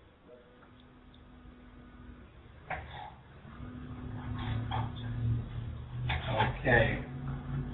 What we'll do is we'll take a break, I suppose. Take a quick break, and then we'll come back to Sister Charlotte. And the Lord said, I have surely seen the affliction of my people, which are in Egypt, and have heard their cry by reason of their taskmaster, for I know their sorrows. And I am come down to deliver them out of the hand of the Egyptians, and to bring them up out of that land unto a good land, and a large, unto a land flowing with milk and honey, unto the place of the Canaanites, the Hittites, and the Amorites, and the Perizzites, and the Hivites, and the Jebusites. Okay, we're back. Elder Ricard, are you there? Yes, I'm here. Okay. Some playing in the background. All right. So let's see if we can bring in the Sister Charlotte again. Let's see. Sister Charlotte, are you there? Hello? Sister Charlotte. Yes, are you there? Yes, I'm here. Okay, yeah. So we have Elder Ricard on the line. Go ahead with your question. Okay, so I was having a conversation today with someone about the Israelites being the children of Ham. You know, I already know that we're not the Ham descendants or whatever, but this is what the curse was all about. So my question is, are there some scriptures?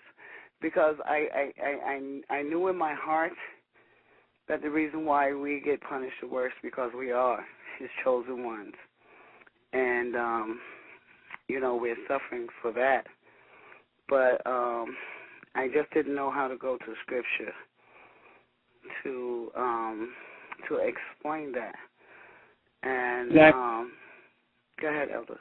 Sorry. In a nutshell, Deuteronomy, the 28th chapter, after the 15th verse, cover all the curses of the children of Israel. Okay. And if you go there, beyond any shadow of a doubt, if anyone have eyes to see, they'll know that can only be talking about one people. Mm-hmm. And the fact that we will be taken out of our land. The original question you asked, is the curses of Israel worse than everyone else on earth? Absolutely. And the reason why is the Most High law, Psalms 147, 19, and 20. Mm-hmm. Because given the law, there's a higher standard we're held to as the bearers of the law. And because we broke the law, the Most High put all the other nations over us. That's Deuteronomy 32 and 21. Okay, that helps me out a lot because I want to tell you something that I did today, and it's bothered me all day long because I did explain I was trying to explain to, my son, the one that I told you was dealing with that homosexual spirit, he ended up in some trouble. And his co-conspirator, also his so-called lover, got arrested the day right after he did for trying to break into something as well. Okay. Now, this kid is fine. He's just in jail. He's just sitting in jail, going through withdrawals from not having the dope. However, my son, as he was trying to run, which he did get away, but I know the Most High tripped his butt, and he shattered his whole knee. He had to get a 4-hour surgery. He got screws in his knees or whatever. They took him to the hospital, let him go the next day, ended up back in the hospital. You know, he's in custody still. They gave him a $7,500 bail and gave his co-conspirator a $500 bail. And so as I was explaining to the co-conspirator's mother that, okay, you have to look at it like this here. Okay, if my child, I'm harder on my child than I am your child, you know, and it just makes sense. I said, I can't. I said, I will come back to you to be able to, you know, explain that to you. But they're not understanding, like, why was Terrence's punishment so severe, you know? And I said, because he's a stiff-necked little kid. That's why his punishment was so severe, and the father has been trying to reach him forever. You know, I've been trying to reach him forever. So now he gets to sit there. He's not able to run all over the place. And he's either going to repent or whatever, or just go ahead and just, you know, give up, you know, in his iniquity. But after I finished talking to her, it kind of bothered me because I didn't know a scripture to really, you know, convey that to her, but it was as if though, you know, I said, well, there is nothing new under the sun, you know, and I truly believe that the Most High does, you know, he is harder on us because I see it, you know, and I also think that the Gentiles know this too because it's as if though they know Bible prophecy, and when they, you know, put sentences down on us, they think, well, they're cursed anyway. We're supposed to, you know, be the ones to carry that through. So I'm just not sure how that was supposed to go, but I do feel a lot better knowing that I said that to her, not knowing what scripture to give it to her, because I don't want to mislead anybody. You know what I'm saying? But he got his butt kicked. I'm just telling you right now that, you know, I know that it's because the Father loves him, you know, and you know, I know people, you know, they really, I live in a small town, and they're looking at me like this woman is crazy talking about her son is blessed or whatever. But I know what's going on, you know, with him, you know, and this lady said to me, oh, you have a problem with him being a homosexual? Because she said, well, why do you think he's going through this or whatever? Because he didn't hearken to the Father's voice, and homosexuality is an abomination. Oh, you have a problem with that? My father has a problem with it. He has a problem with it. I have a problem with it. I'm not going against him for anybody. So they look at me like I'm some kind of nutcase, and, you know, living in a small town, predominantly white, we look like flies in buttermilk around here. You know, the black people do. And you're talking about flaming homosexuals all over the place in the businesses and the schools. You know, I even stayed in a shelter for like 8 months with my children, you know, a women's shelter. Everybody walking around there looking like men, all the women, you know. So, yeah, he has been introduced to that spirit, you know what I'm saying? But I know that my son we are truly blessed, and I believe in my heart and soul that the Most High is going to deliver this kid. And I mean, it is what it is. But I just wanted to be able to understand that, you know, like what's going on with him. I'll tell you what, you know, we'll say a prayer for your son and make sure you go to the hospital, or if he's home, and anoint him. And this is not to be bashing him, you know, just. Oh no, I'm finished with that part. No, the night that he went out and did what he did, I promise you, Elder Ricard, I laid there and I said to the Father, Father, he's your child. I am finished. Please don't give me the strength not to get up tomorrow, you know, and go looking for him and go. Just give me the strength, Father. I can't do it no more. I've been going through this for months. He's been on drugs for about a good straight 7 months. He turned to somebody that we don't even know, you know, and I never bashed him, you know. I just kept repeating the scriptures to him, letting him know the Father is going to stop you. I'm going to go into rehab. Even if you go into rehab and you stop using drugs, homosexuality is an abomination to him. Okay, I said he's going to split this relationship in half. It's not supposed to be. And I just told it to him just like that. You know, why the other kid's mother was allowing them to live in her house together. You know, like I said to her, don't cry to me now, because I sat with you, you know, with the scriptures and things like that. Don't let them live in your house together. Okay, let my son come home to me. Let your son come home to you. No. She had to spoil this little brat. Okay, who's a Gentile, you know, and he's a disrespectful little whatever, you know. But he got a slap on the wrist, you know. Okay. But my son is going to learn. You got to go through more calls now, but make sure you send us an email of what's going on, okay? Thank you, Elder Ricard. Bless you and shalom.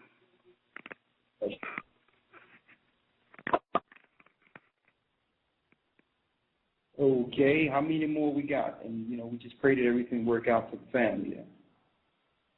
All right. Up next, let's see, we have quite a few callers in the queue. Let's see, we have up next Sister Tansy.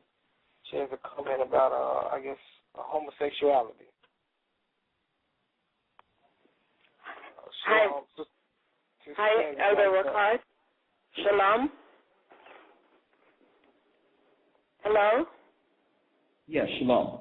Shalom. I just wanted to let you know that I'm from New York via Jamaica, and I go to the temple with Brother Kabar.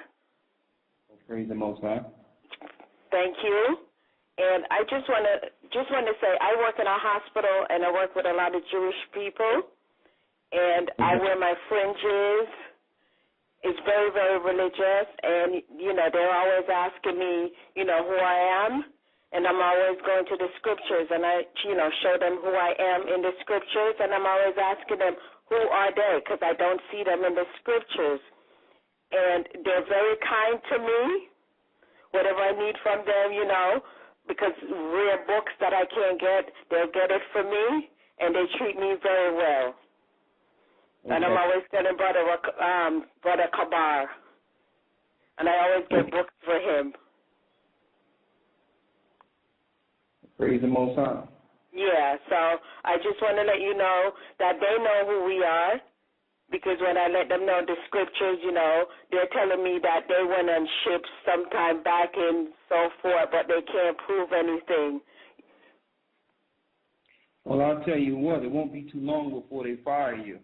I say the most send us out as sheep among wolves, they wild as serpents, harmless as a dove. So when they got one who can see, it's just a matter of time before they'll plan your full demise. They've already got the wheels rolling. So just be careful, because if you go to work, you go there to work, and because unless you're looking not to be there too long. Obviously, based on what's going on right now, you might not be looking to be there too long anyway. No. But when you speak in this truth, it pierces through. Yes. You're not supposed to know. No. So I just wanted to call and just say shalom to you, and thank you for your teaching, because it's a lot of us, and we are learning, and we're following the Most High's laws and commandments. So I just want to let you know, and Brother Kabar is teaching us well. So shalom, and have a blessed day. All right, up next we have Brother Tremaine with a comment to bring him in. Shalom, Brother Tremaine, you're on the air. Hi, shalom. Hey, Brother Ricard, it's been a minute. How's it going? How you doing, brother? It's going pretty well. Good. Praise Most High for you. I look on your YouTube, and I look at a lot of stuff, and you know, I'm agreeing with what's going on out here, because I just thank the Most High that, you know, that I'm glad who I am and who we really are, because the Roman Catholic Church is really messing everything up, and I believe that we is under Satan, and that I just thank God. I thank the Most High that, you know, He allowed me to now see things like what's going on, like in these churches, and what I'm going to talk about is the homosexuality that's what's going on, because people that's so-called Christians out there nowadays, you know, I mean, the reason why they selling because they're not really taught to who we really are in the Bible. Okay, so I understand and see why people that are so-called Christians are now going back to what they used to do a long time ago. You know, that people that used to fall at the beginning, but they start going to church now. But at the same time, they go right back before what they're doing. So that's why, reason why is because that the people or the preachers, I could say, they're only there for the money. You know what I'm saying? They're only there for the money and to keep us lost is not who we really are, even though we are the Hebrew Israelites, and I thank the Most High for that. But and this stuff is just crazy how everything is just falling because Babylon is falling. Most High talk about that. Babylon is falling and it's falling, and I believe it because, and I thank God. That's why if I'm gonna keep on reading this Bible, I'm telling you, I'm going start waking a lot of folks up because we really need to get together because we at the end. And since we at the end times, that in the Bible, I just took out a scripture that said that Esau, at the end of the world, that he will rule the world, but Jacob will follow it, like as he will be the one that follows it, if you know what I'm talking about. So as of now, we're waking up. Now we become a threat. We becoming a big threat, because that we know who we really are, and that the people that enslaved us back then, even though our forefathers had messed up back in the 70 AD days, and that we be falling since then, that, they be so-called African Americans, and we be celebrate their paganism, which is not of God, and, Christmas and everything, which is not of God either. So I just think the Most High that I'm really waking up, and I know most people don't agree with what I'm saying, but I know it's going to come in time because they did the same thing to Christ. You got some people rejected Christ and everything that what he was talking about. So I just, think the Most High that even though I am telling the truth, because it's going to come to times that, it's going to be hard. And the people that do want to follow, I just think the Most High that they will, And I just want to bring that out today because I think the Most High that he sent an angel, which is, to me, that to be able to understand who we are because there have been a lot of things that have been going through, in these churches and everything. And I'm just tired of it because people just, talk about money all the time and how you be blessed with $1,000, but it's a good thing to do what Christ did because he ain't here for the money. You know what I'm saying? All that money going straight to the government. You know what I'm saying? And the Sabbath day really kills me because, I told many people that the Sabbath day really is Friday night to Saturday sundown. And they say, no, that's Sunday. I say, how is Sabbath day the seventh day? You know what I'm saying? So people out there, they really still following on Sunday. So, I kind of back away from Christianity now because I believe if you're a Christian now that, you're going to do the same thing you did before and over again. So, I thank God that I'm really trying to follow the Most High, and I just thank God for that. You have anything to say? I'm not sure I was talking too much there. Okay, what city and state you in again? I'm in Buffalo, New York, brother. Oh, okay. Praise the Most High, brother. I hope you get with Elder Gabar over there. Yep, I got him. Okay, good. Yeah. Anything you have to say, or that's about it? Anything? Was I saying too much there, or? Well, you hit a lot of key points tonight, and may the Most High be with you, brother. I hope to see you soon. You too. Thank you. And guys, anytime if you want to interject, you can come on in if you want to say something real quick. But I would like to say this for all the brothers and sisters. You notice now that as long as we were running around in total ignorance, the whole world was down with us. Why? Because through our ignorance, the world is able to operate. This is how the world has become so rich because of our downfall. No sooner as we begin to wake up and expose a lot of things through the truth, things they would never tell us before, everything is coming out now. Now everyone knows.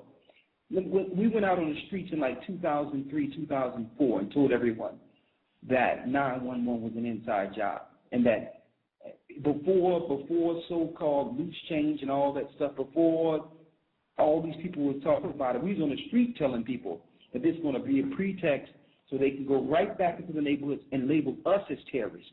And I'm talking about in 2004. We had $20 bills that were pressed in 1999, and when you bend them around, it was the World Trade Center. We've seen that with the bills they made before the year 2000. And it was totally incredible that a lot of things we mentioned through the Spirit of the Most High, it have come to pass. And I'm going to say this. Now, and everyone is talking about it. We were telling you that there was pedophiles, and that was part of the Babylonian Empire construct of raping little children. And as long as there's Catholic churches, there will be pedophilia in the church. And now it's everywhere. You got Sandusky coming to find these universities all around the world are really illuminous initiates in which they have little children, and they are. And believe it or not, this Sandusky guy over in Pennsylvania, not too far from where I was living, the majority of the children he was raping was little black kids. Now it's coming out all over the place that they sacrifice children. These children that are missing, they're not just random missing children. They're raping children, sacrificing children. That it's really a whole big ritual under their construct to Moloch. It's a satanic ritual. They'll teach you that God don't exist and the Bible is not true. But yet everything they're doing is written of in the Scriptures. They're dealing with the sacrificial Satanist mindset following Moloch and dealing with Babylonian rituals. And that's the world we live in today. And they're using the news programs and the circulations to actually give an excuse or give a diversion so that you don't realize you're in a satanic construct. So they control the papers. As long as they feel we're so dumbed down, as long as they give us an explanation, we won't look further into it. This is their mindset.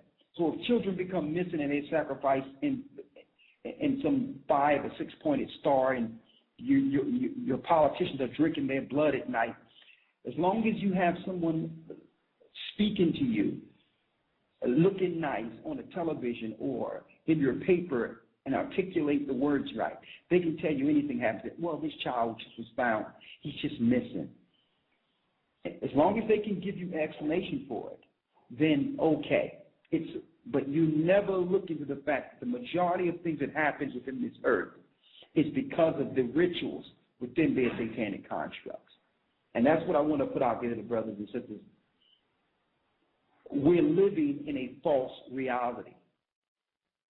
We've been born into a false reality.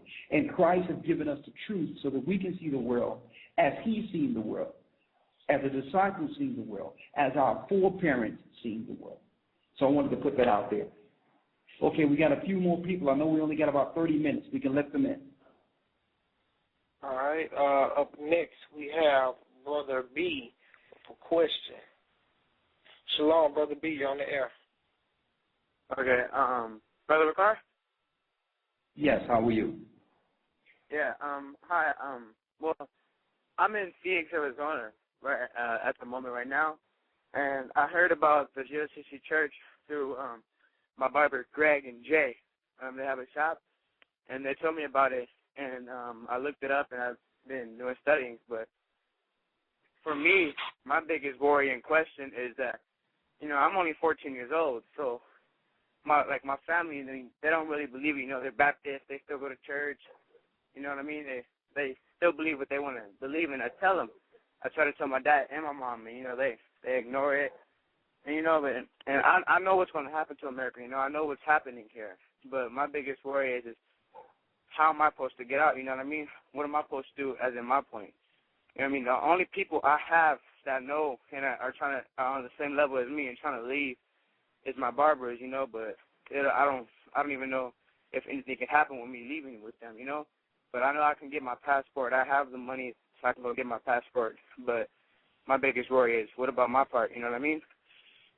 Well, brother, here's your part. First of all, you have to understand the legal implications. If I tell you anything to do with you being a minor under your parents, you understand?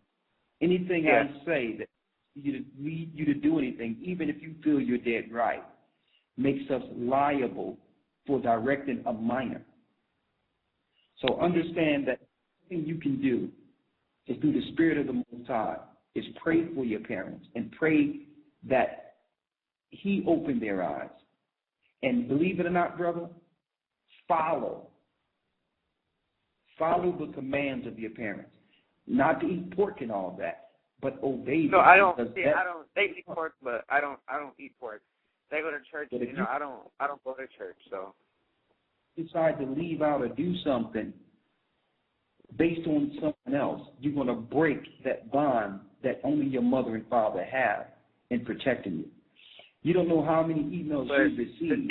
The thing is, though, my mom is a drug addict. You know, she uses drugs herself, and my dad is a drug addict and a drug dealer. So, you know what I mean? Man. So like I tell them, and then they'll take it. You know, it goes out one ear and out the other ear, and they be high most of the time I tell them. So. Okay, can you hear me? Yeah, I can hear you. Pray for your parents. Send an email and give us the. Can you hear me? Yeah, I can hear you. Okay, first of all, pray for your parents. Send us an email with their name on the Sabbath. We'll make sure the elders around the countries pray for your parents. Mm-hmm. But in the meantime, you know, you're going to have to. And this is tough. This is tough. It is. It breaks me down, bro.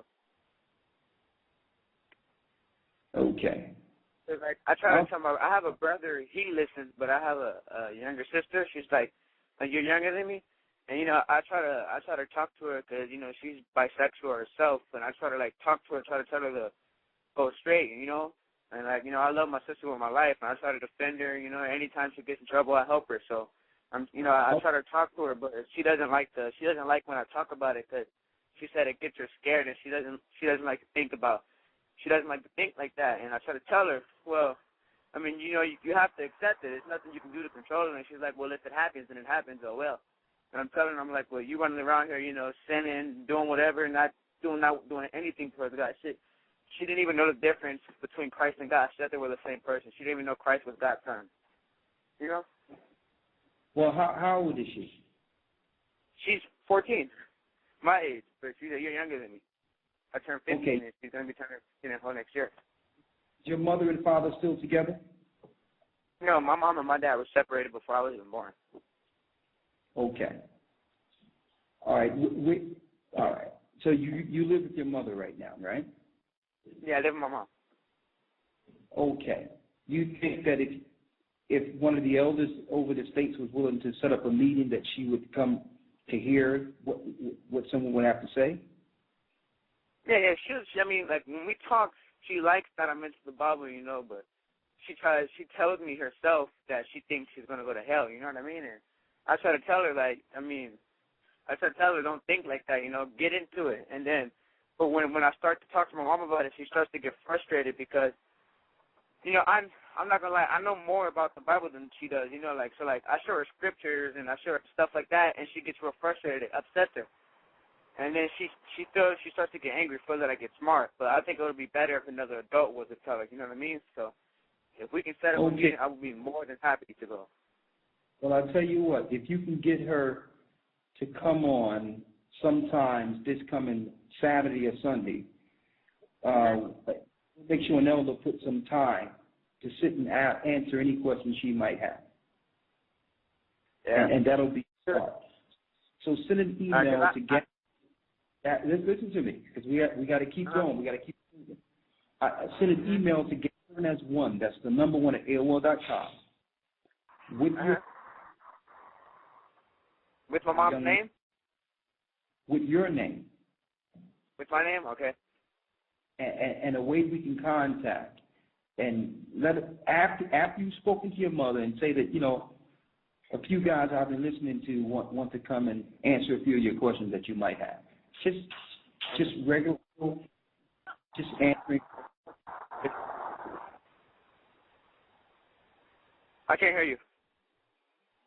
I said we'll set up a time. You send an email. We'll set up a time in which we can answer a few questions for your mother. Okay. Okay.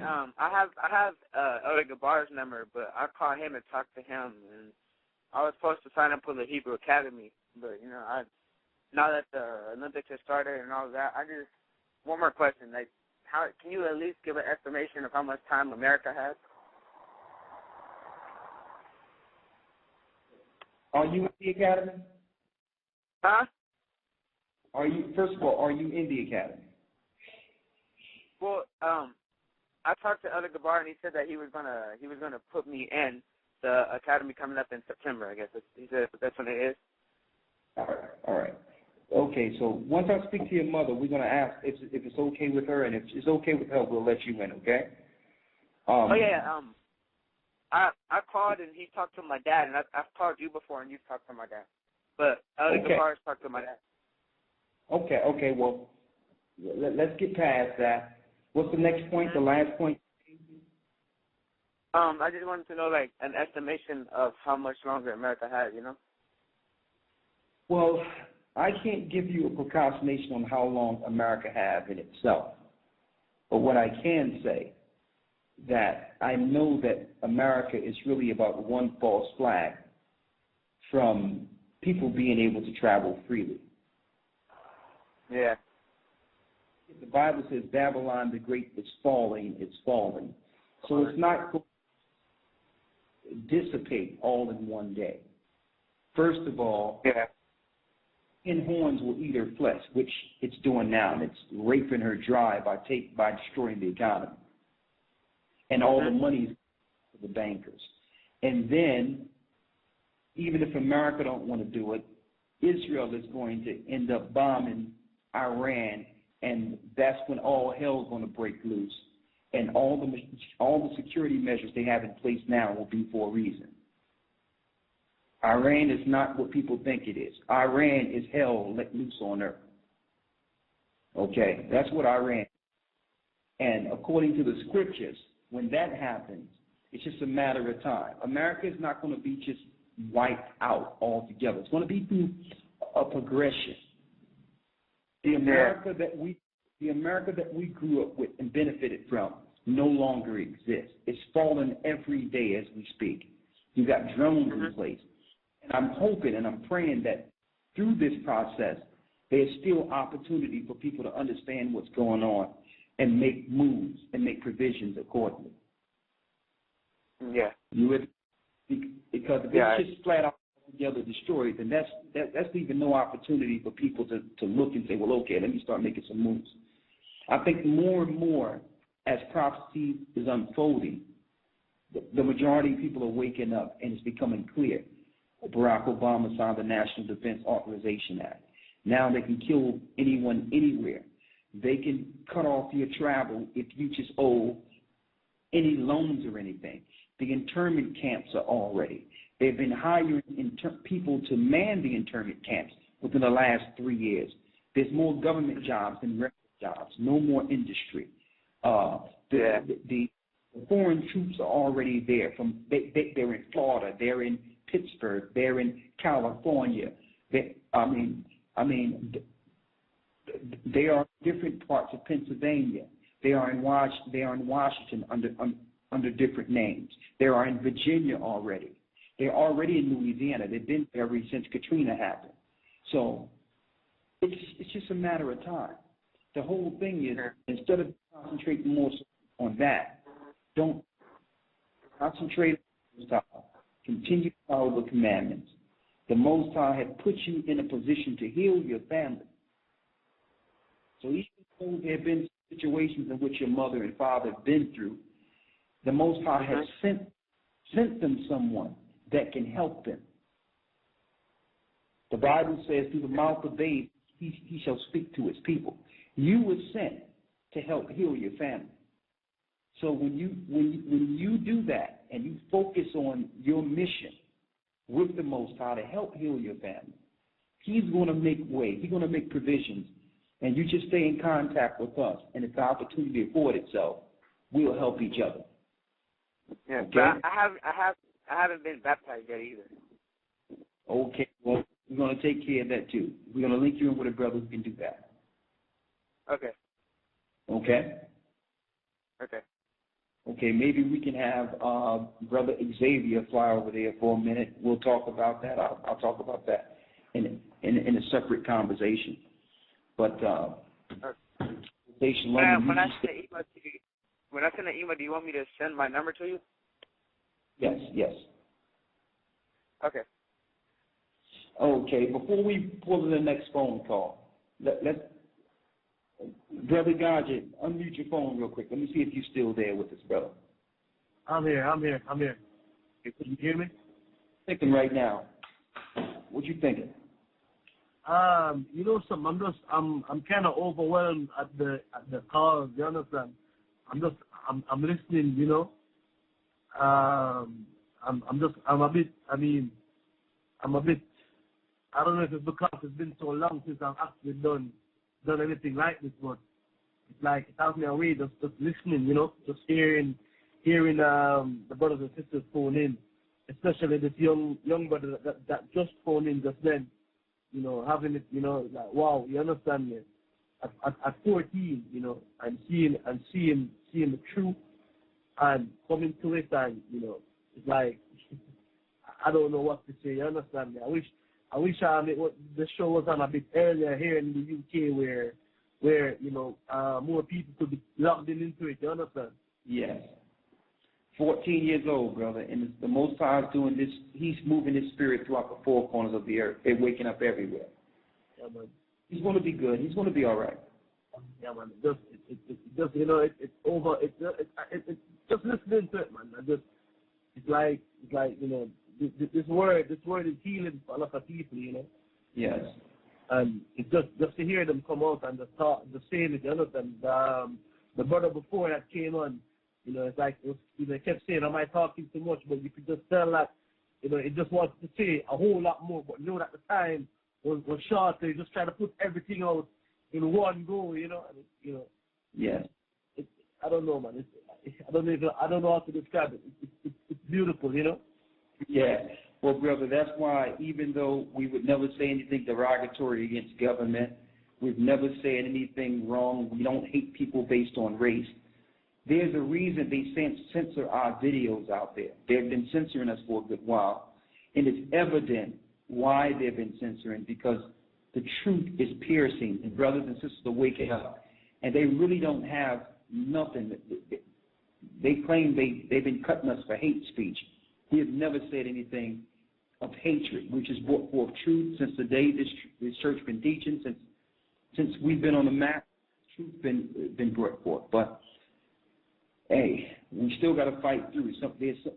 A lot of these people are going to be key cogs in the Most High spiritual machine to take down this place spiritually.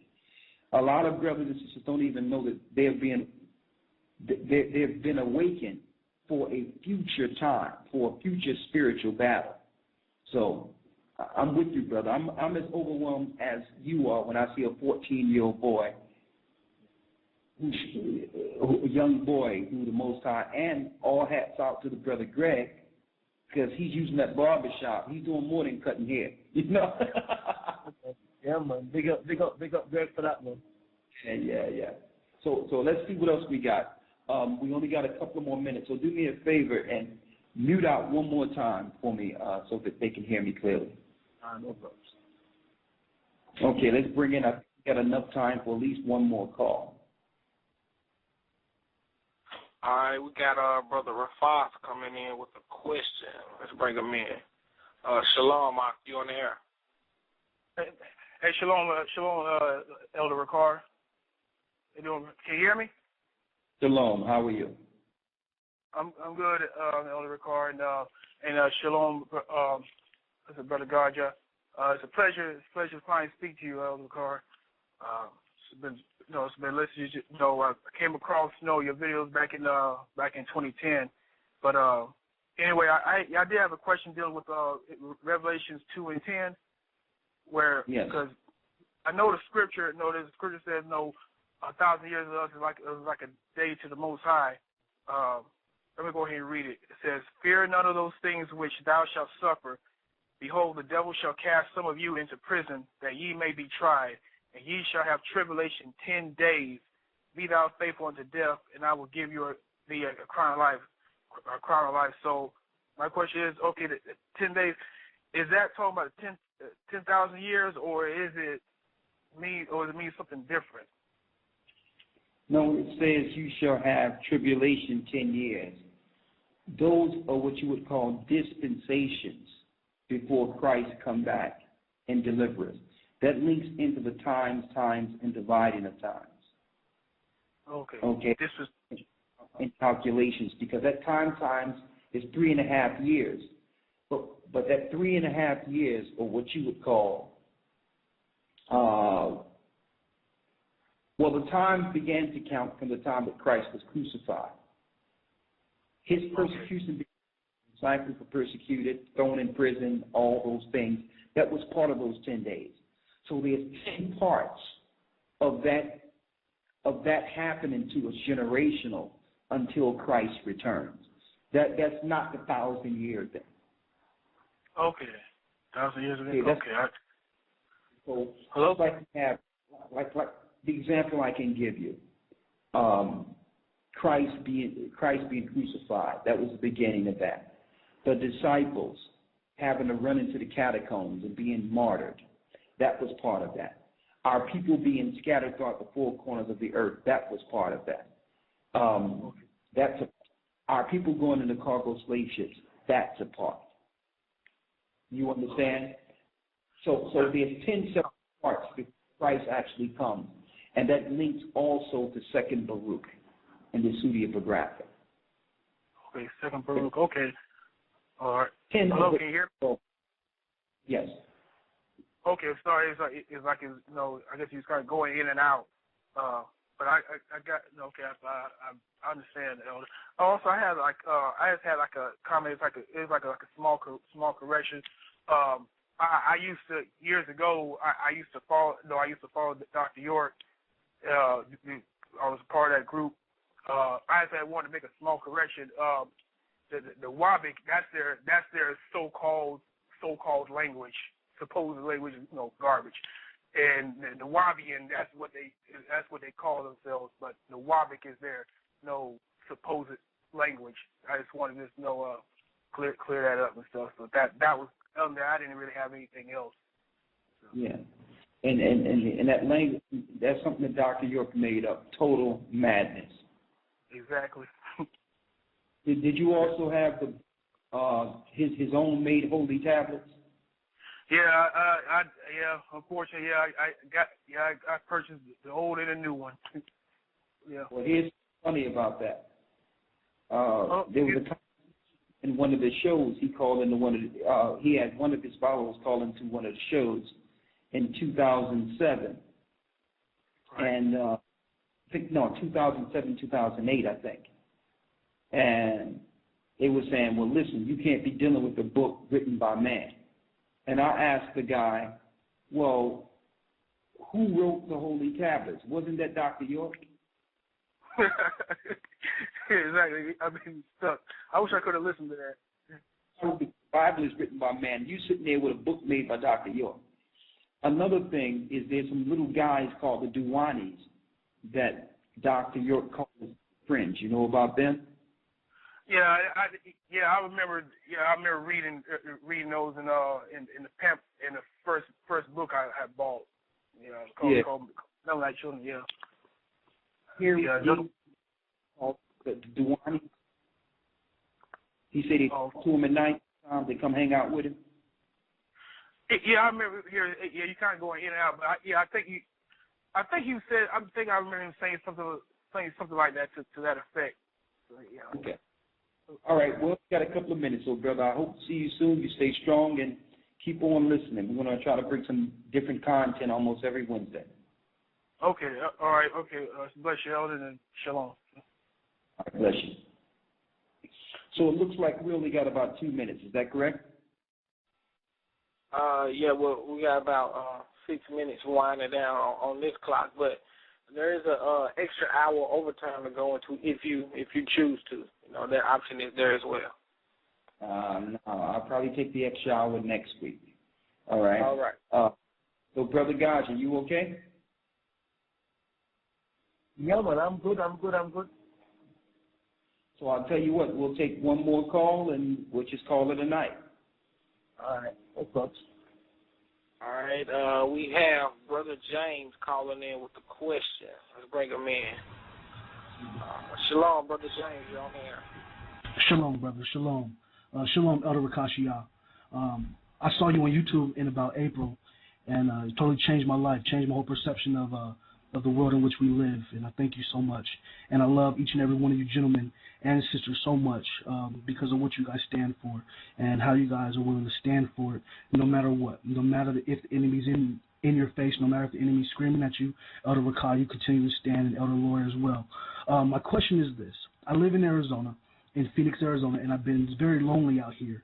And my spirits have been lifted by this call tonight just due to the fact that I've heard two gentlemen from Phoenix, a young gentleman who's 14 and also another gentleman who owns a barbershop. Is there any way that I may be able to send you my information so that I can link up with them just so I have more of a basis out here to work with, just other gentlemen and sisters who think alike, you know, so I can continue to move on and try to flee Babylon, sir? Yes, brother. We're going to do that. Send your details. I'll make sure that happens. Thank you so much, sir. I appreciate it.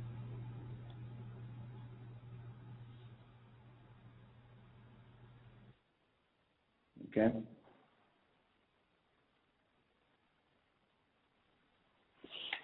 All right. Brother Gahja, you back, right? Yeah, but I'm here. Thank you. I know it's early in the morning where you are right now, and we're going to just try to bring some interesting content until the Most High do what he got to do here. And, you know, at least if it's our own radio show, it's through the gathering of Christ, we don't have to deal with the censorship that comes with dealing in Peace FM. Yep. Hopefully we can get a earlier slot. If we got an earlier slot, being that we work on the other side of the earth, then some of the guests in the UK and the others would be more conducive for their time slot. Dealing on an American time slot, it throws everything off right now, you know? Yeah, it's all right, man. Right. I mean, listening, go ahead. Hello? Go ahead. No, how to say it? It's good, you understand me? I mean, whatever time it comes out on, it's good because it's like, you know, we came on here before when you were saying we're going to talk about the Olympics, and it went somewhere totally different, and I see why it went that way, you understand me? Yeah. You know, I see exactly why it went the way it went. You know, the callers that came in, what they were talking about, you know, was what affecting them on that side. You understand me? Well, that's the way it usually is anyway. We'd be on the show dealing with one thing, and yeah, most times take it where he needed to go. You know. Yeah, man. So it's good. You understand me? It kind of psyched me up again. You understand me? I can't wait for next week. You know. And like you said, we're gonna try and make it interesting. You know, bring with the guests looking to come on and you know, let's watch it take off. You know.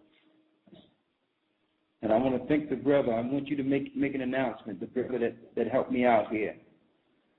Sometimes the brother name escapes me. I really apologize, but I won't forget it again. Give me your name again, brother.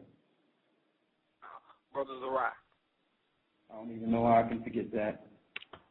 Brother Zara. Okay. Brother, everything went well with the last minute notice, and I thank you because I know you usually deal with this slot. I thank Elder Gabar. And if you can, Zara, you think you can assist us next week also? We're going to see if we can see what this gay pastor got to say about what he's bringing forth. So. Definitely will not be a problem. If we can turn that brother around. All right? All right, so you had to say something, Zara? Go ahead. Oh, no, I said, yeah, that won't be a problem. That'll work for next week. Okay, so we're going to try to do it at the same time, 8 p.m. next week. And for those who wanted to do, who had the quiz is going to, for the academy. The quiz is going to be tomorrow night because there was an emergency Our condolences go out to Brother Yahweh Shai and his family for the tragedy that happened there. And I hope, I pray that the Most High Spirit is with him and his family right now. And that's why the bar could not be on right now. So, that's why he could not do the quiz. All right. Also was told that whoever want to participate within the academy, you can send us an email and talk to us. And what I want to do, especially for people that are doing the academy and other things, they want to know what they can do in their respective community.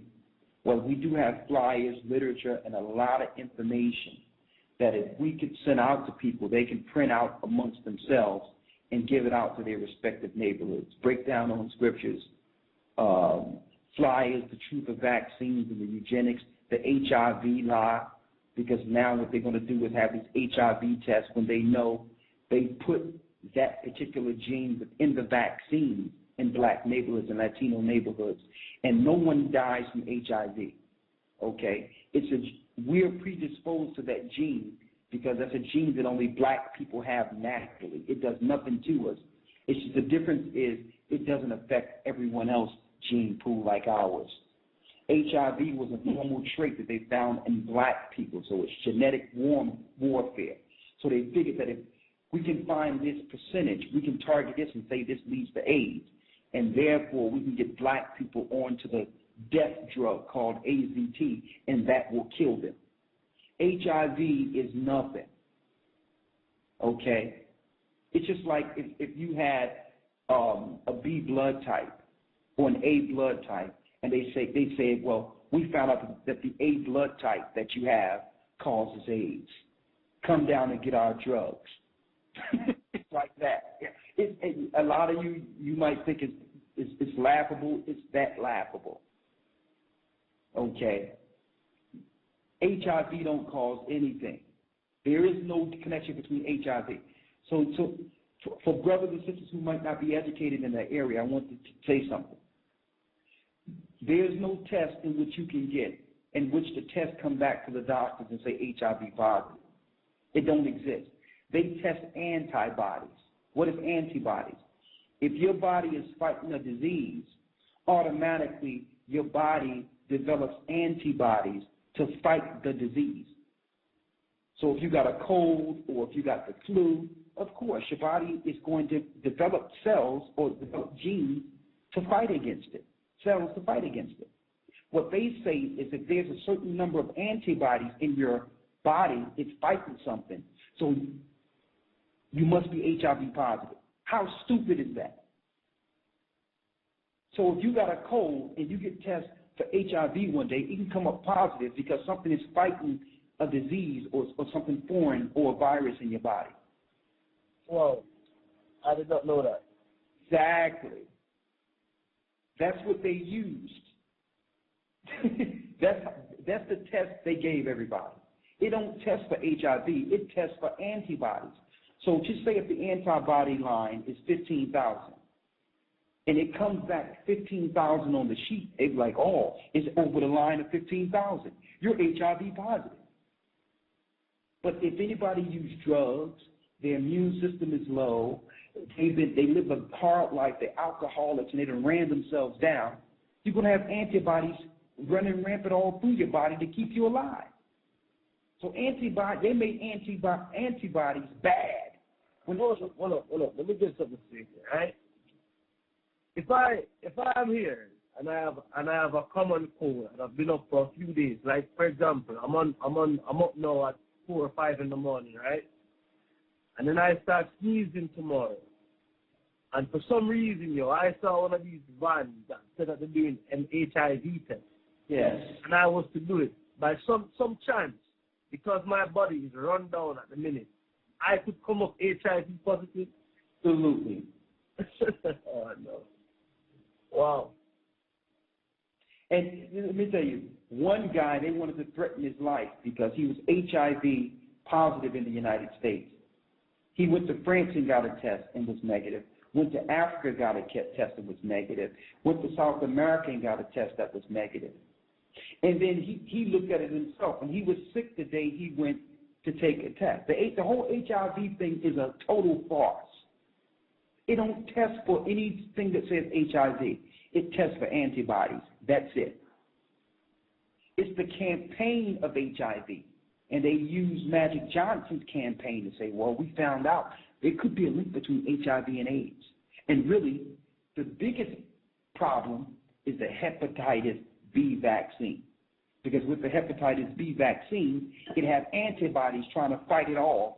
Your body constantly producing antibodies to get rid of that. Exactly. You will forever show up HIV positive wherever you take the test.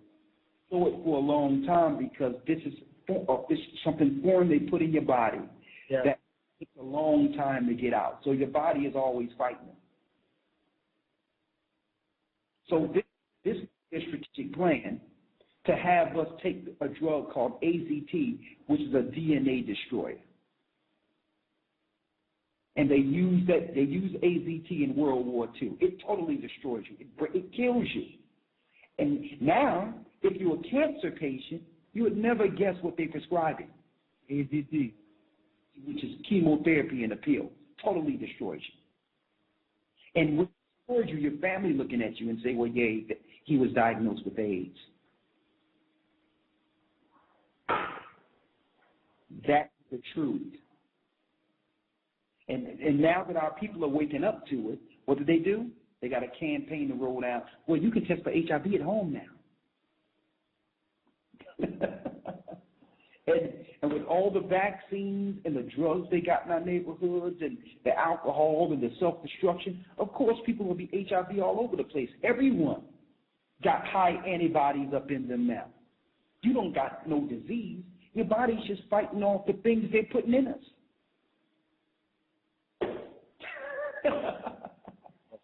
You see it?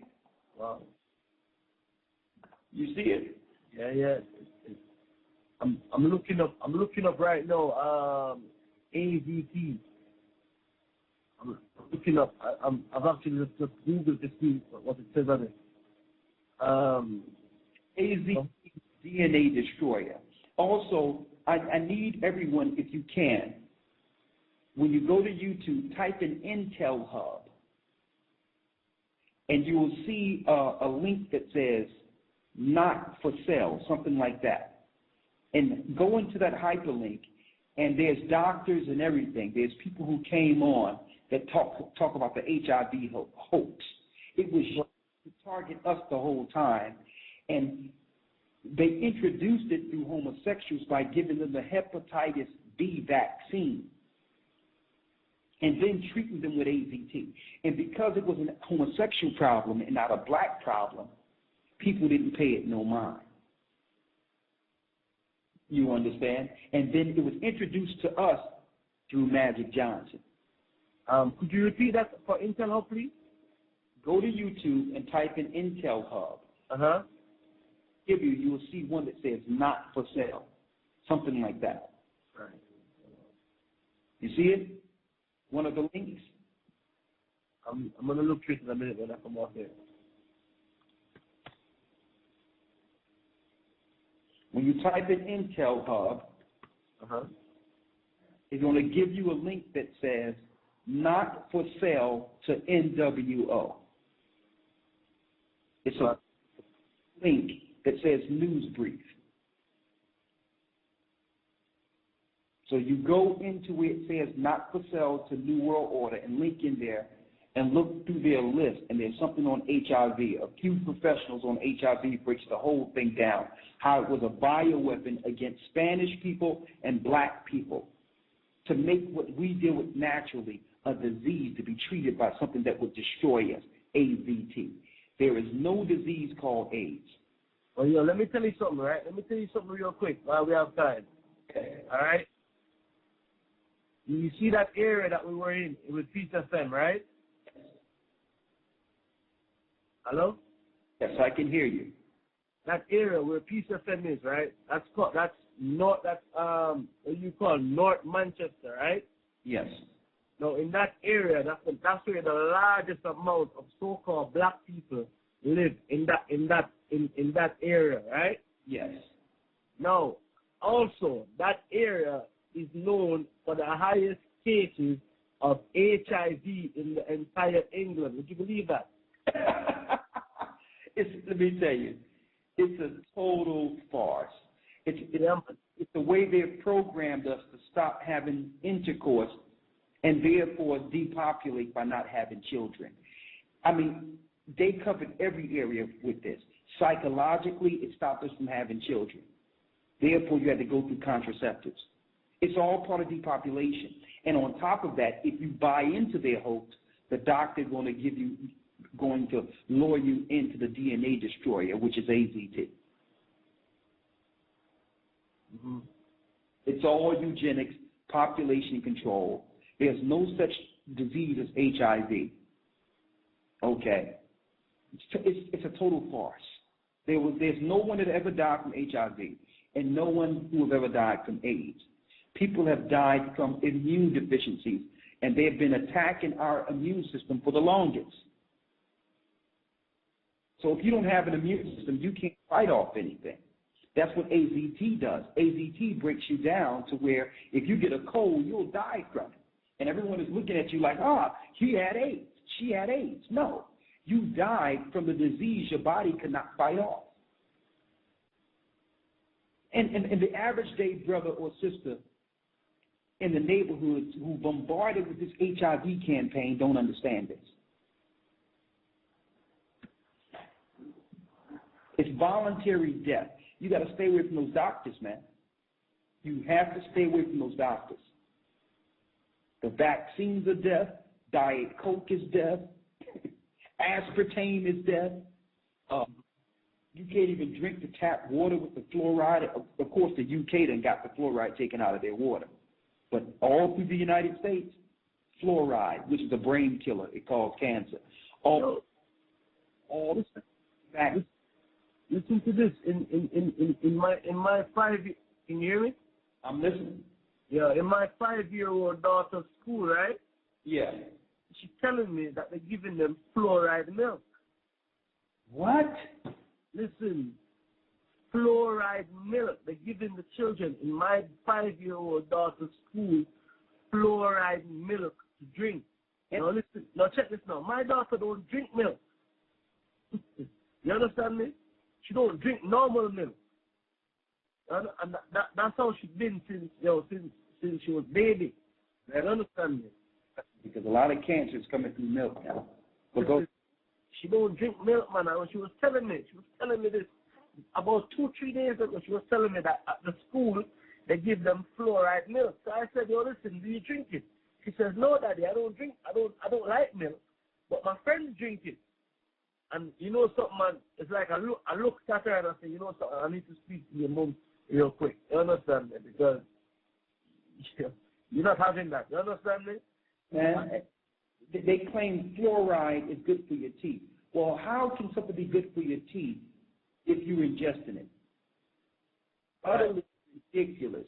If it's good, and not only that, on your toothpaste, if you put a pea size, pass a pea size on your toothbrush, look on the back of your toothpaste. It'll say, if you ingest more than a pea size, call poison control as soon as possible. That's toothpaste. Listen, the thing mad on a different level. And it's like I'm saying, man, you know. It's out in World War II. How did they get the people to go with the programming for their self-destruction? They were mixing fluoride with the water and giving it to the people in the concentration camps to keep them docile. And they know it caused all types of brain cancer, thyroid problems. It causes all types of bone cancer. Fluoride is a deadly poison. And you know if you put fluoride down and a mice eat fluoride or aspartame, they die? It's rat poison. Aspartame rottens the brain. Yeah, man. Yeah, man.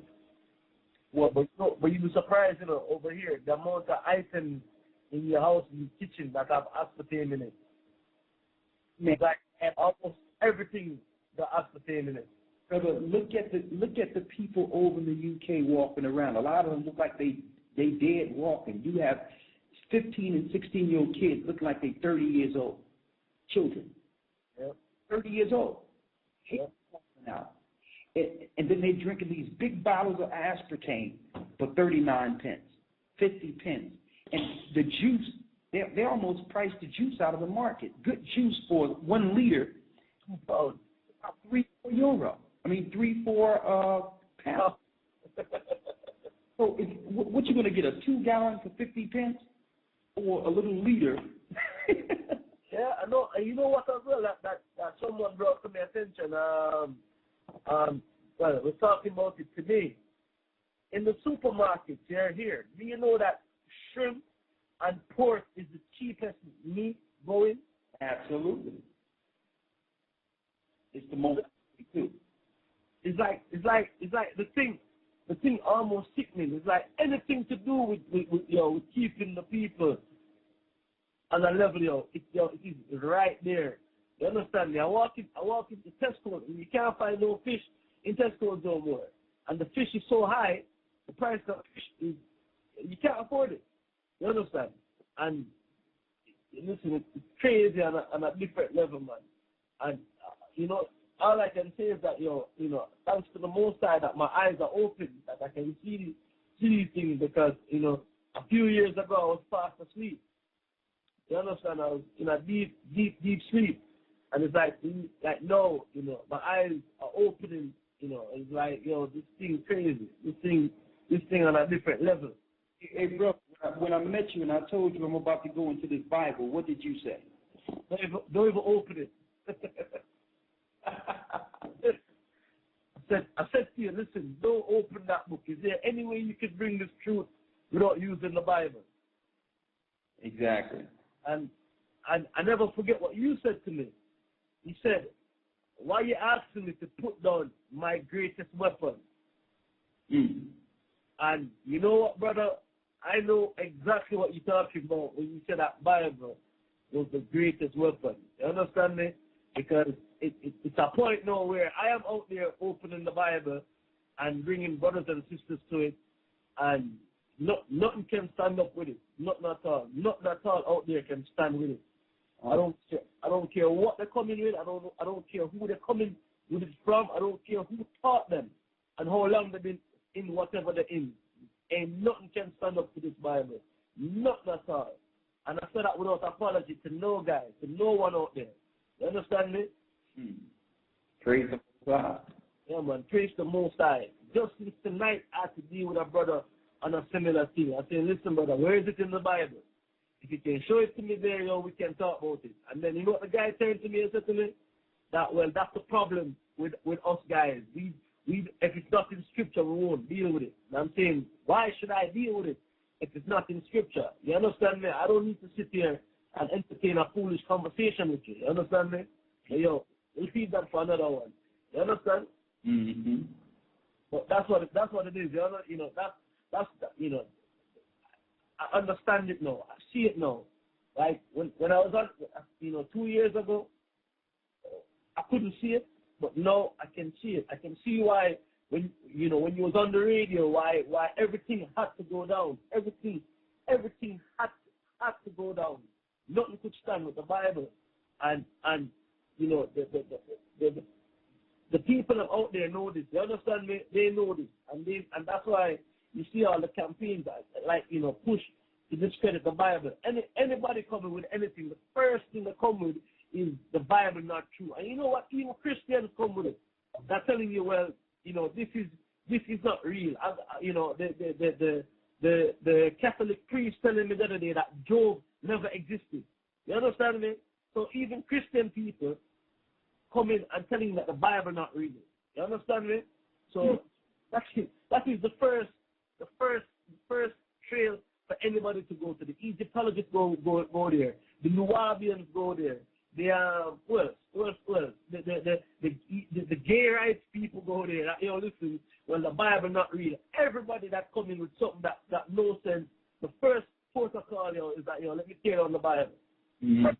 First thing they aim for. Why? Listen. crazy. You understand?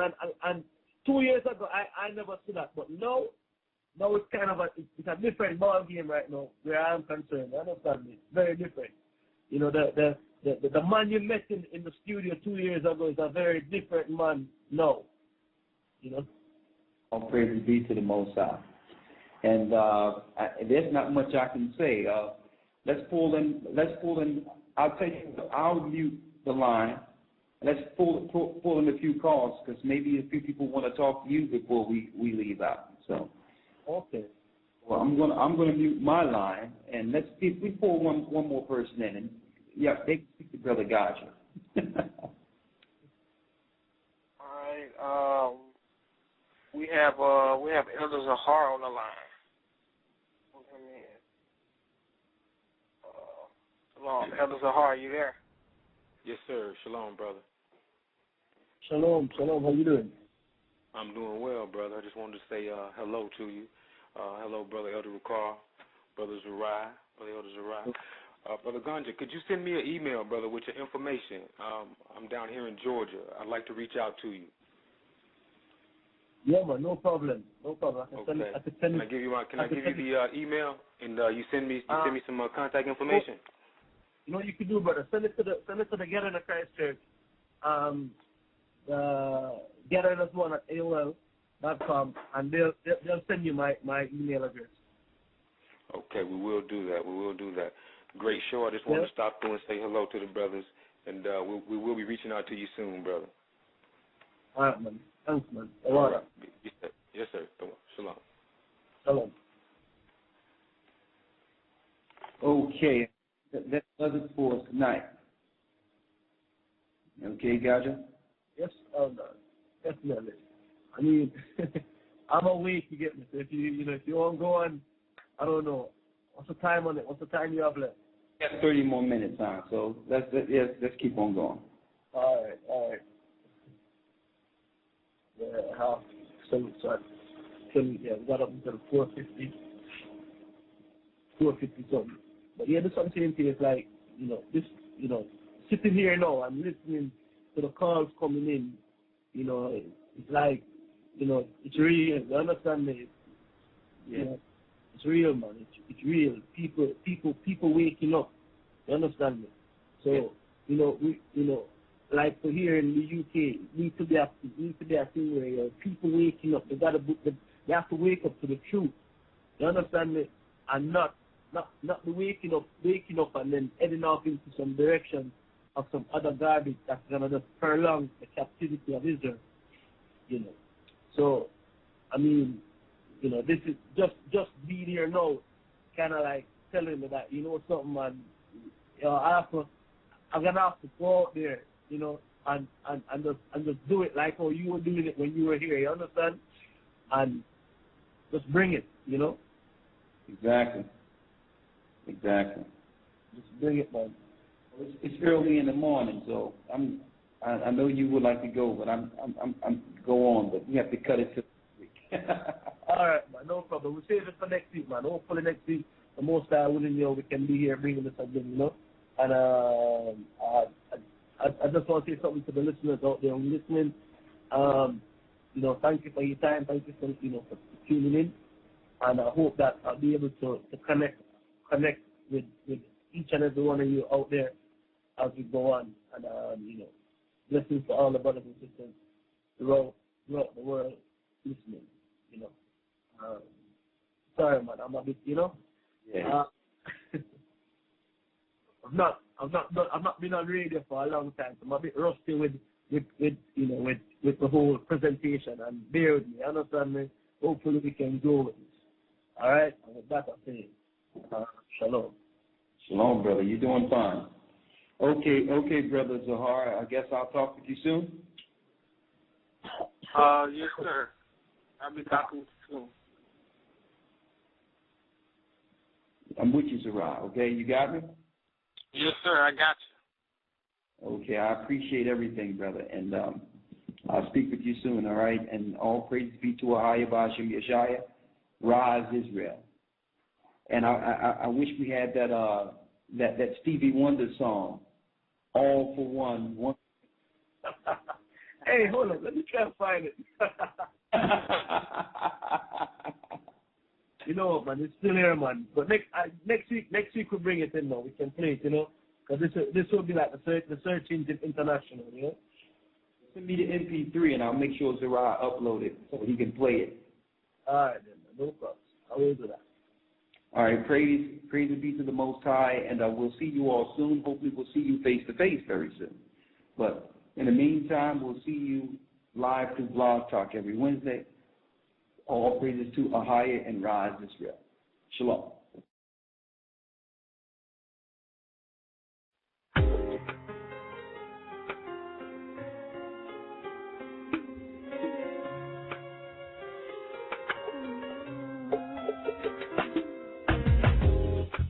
The East is where we're from. The 12 tribes of Israel. 721 BC, the Assyrian king, he took us down, we fell. With a great escape we went to the Euphrates. The Lord held the water still. To a land where no mankind dwelt, we went. The 12 tribes of Israel. We beat Manasseh, the Cubans, Ephraim, from Puerto Rico, and Valley from the arms of Hawaii. The Lord is calling back Israel. From Panama, yes, the North American Indians, Zambia, the Dominican. Ahaya is gathering Israel. The Arabs and Africans told us, together our wives and children sold us. In the belly of these great ships we traveled and sailed. By the rivers of Babylon we found our brothers here. Ahaya gatherer in Colombia, moving from Australia. It's across the Mexicans. Ahaya gatherer.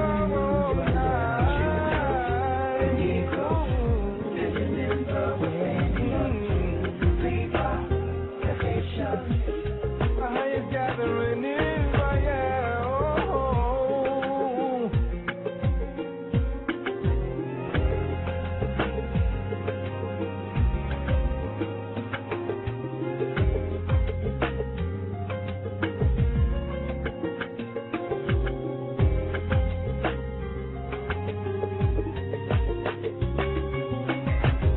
Asha in Colombia, moving from Australia.